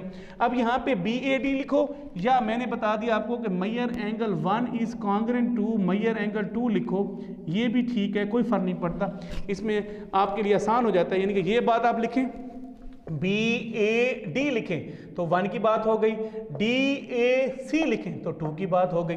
तो यहाँ 1 2 के बराबर लिखो, या BAD जो है वो CAD के बराबर लिखो, कोई फर्क नहीं पड़ता। तो ये हमारी कंस्ट्रक्शन हो गई। अब इसमें वही बात, प्लेफेयर का पोस्टुलेट है, ये साइड है, ये एंगल है और ये भी एंगल है। जब 2 एंगल और एक साइड कॉन्ग्रुएंट हो जाए तो जिसकी हम कॉरेस्पॉन्डेंस कर रहे हैं ट्रायंगल की, वो आपस में कॉन्ग्रुएंट हो जाते हैं। ये ट्रायंगल कॉन्ग्रुएंट, जब ट्रायंगल कॉन्ग्रुएंट हो गई, जब ट्रायंगल कॉन्ग्रुएंट हो गई तो बात साबित समझ में आ गई कि ये साइड इसके बराबर हो जाएगी, ये अपने आप के बराबर है, ये इसके बराबर हो जाएगी, ये एंगल इसके बराबर है, ये एंगल इसके बराबर है और ये एंगल इसके बराबर। तो हमें साबित क्या करना था, हमें साबित करना था कि ये साइड के AB जो है वो AC के बराबर हो जाएगी।